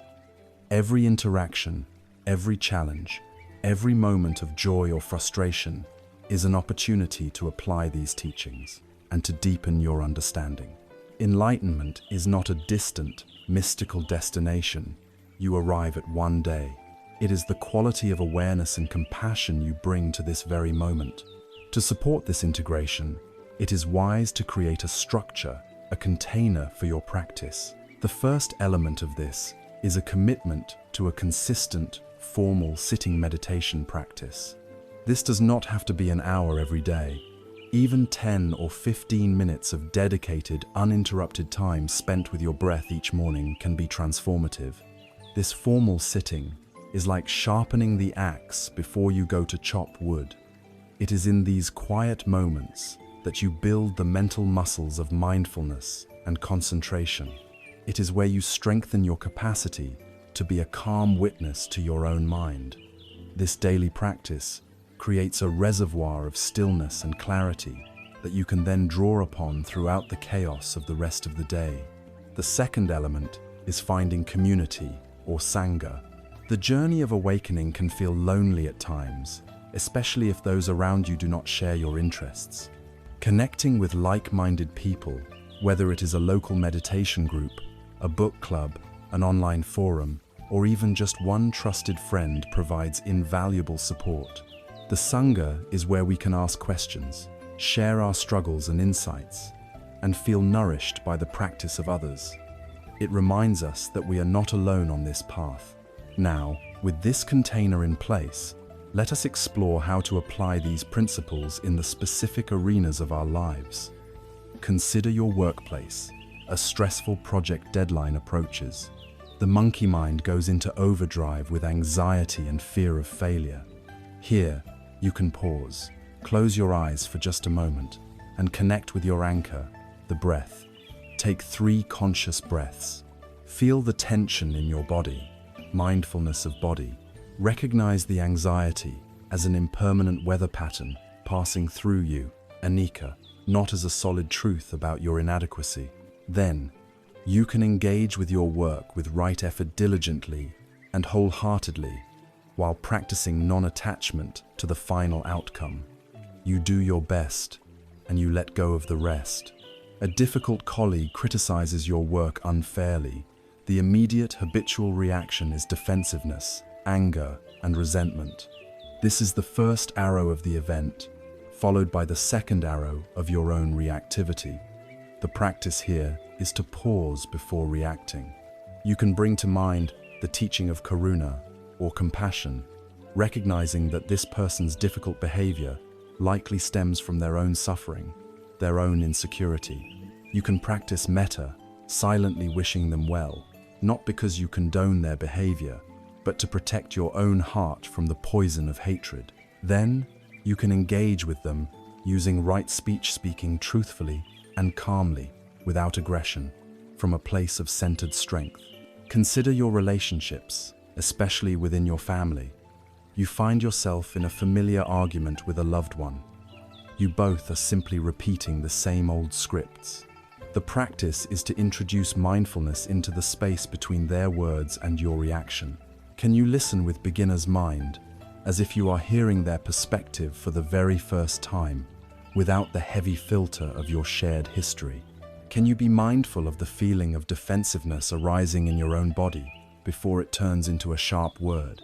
Can you remember the teaching of Anatta and hold your own position of being right a little more lightly? Can you remember the truth of Anicca, that this person you love will not be here forever, and let that remembrance soften your heart and inspire you to choose connection over conflict? Even the most mundane household chores can become a profound practice. As you wash the dishes, instead of being lost in thought, you can bring your full attention to the sensory experience. Feel the warmth of the water on your hands, see the shimmer of the soap bubbles, hear the sound of the plates clinking together. The chore is transformed from a mindless task to be rushed through into a few minutes of grounded, present moment meditation. And what about our relationship with the wider world of consumption? Before you make a purchase online, you can pause and practice mindfulness of intention. Ask yourself, why am I buying this? Is it a genuine need, or am I feeling a moment of dukkha, boredom, loneliness, or inadequacy, and hoping this purchase will provide a fleeting moment of relief? Similarly, with media consumption, we can be mindful of the karma we are creating in our own minds. Notice how consuming hours of outrage-focused news fuels feelings of anger and helplessness. The middle way suggests we stay informed enough to be responsible citizens, but that we consciously protect our minds from the constant influx of agitation. The ultimate metaphor for this process is that the path is made by walking. You can study a map for years, you can memorize the names of every town and river, but you will not reach the destination until you take the first step, and then the next, and the next. In this journey, enlightenment is not a final destination. The enlightenment is in the quality of the walking itself. Each mindful breath is a step. Each time you choose a kind word over a harsh one, you have taken a step. Each moment you notice your anger and choose not to act on it, you have taken a step. Each time you forgive yourself for a mistake, you have taken a step. There will be times when you stumble. There will be times when you wander off the path completely and find yourself lost in the woods of your old habits. This is not failure. It is part of the journey. The practice, in those moments, is to apply self-compassion, to forgive yourself, to gently stand up, find your bearings, and take the very next step. This is not a path of perfectionism. It is a path of practice. It is not about becoming some kind of superhuman, emotionless saint. It is about becoming a more fully alive, more aware, more compassionate, and more free human being. The wisdom we have explored is not an abstract philosophy. It is a set of tools. They are now your tools. So be patient with yourself. Be kind to yourself. The journey of 1,000 miles begins with a single step, and that step can be taken right here, right now, with your very next breath. We have traveled a long and profound road together, a journey that began in the quiet desperation of a modern life, filled with everything but meaning.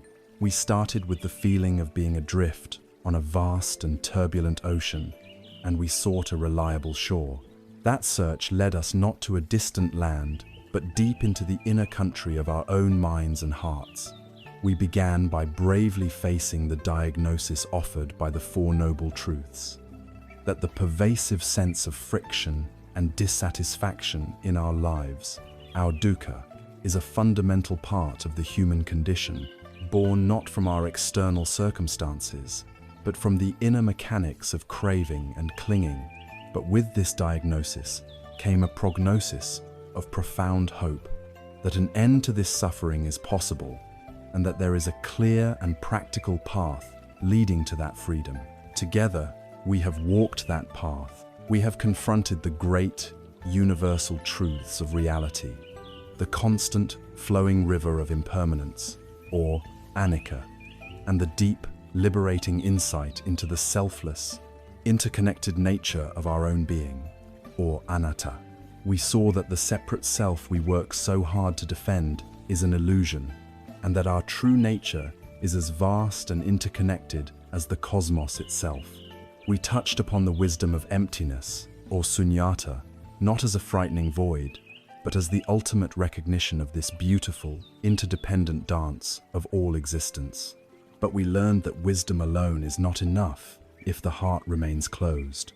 And so, we undertook the practice of opening the heart, cultivating the boundless warmth of loving kindness, or metta, and the courageous, active strength of compassion, or karuna. We learned to balance this open heart with the wisdom of non-attachment, and to walk the sane and sustainable middle way through every aspect of our lives. We learned to empty our cup with the humility of a beginner's mind, and we explored how to weave these timeless truths into the very fabric of our modern world. And now, at the end of this journey, what is the ultimate message? It is simply this: the peace you are seeking is not at a destination you must struggle to reach. It is not in a future where all your problems have been solved. Peace is not the absence of waves, but the art of learning to surf. It is not a fortress you build against the storms of life, but a deep, quiet anchor within your own being that can hold you steady in any weather. The peace, the freedom, and the love that you seek are not things you need to acquire. They are already your true nature, obscured only by the clouds of habitual thought and reaction. This entire path has not been about becoming someone new. It has been about uncovering the luminous, compassionate, and free being that you have always been. The tools are now in your hands. The breath is your constant anchor. Mindfulness is your lamp in the darkness. Compassion is your guide. The teachings are not dogmas to be believed, but maps to be used for your own exploration. You have everything you need. Your life, from this moment forward, is your practice. The path is made by walking. Your journey begins now, with your very next breath. Be kind with yourself. Be patient with yourself, and begin.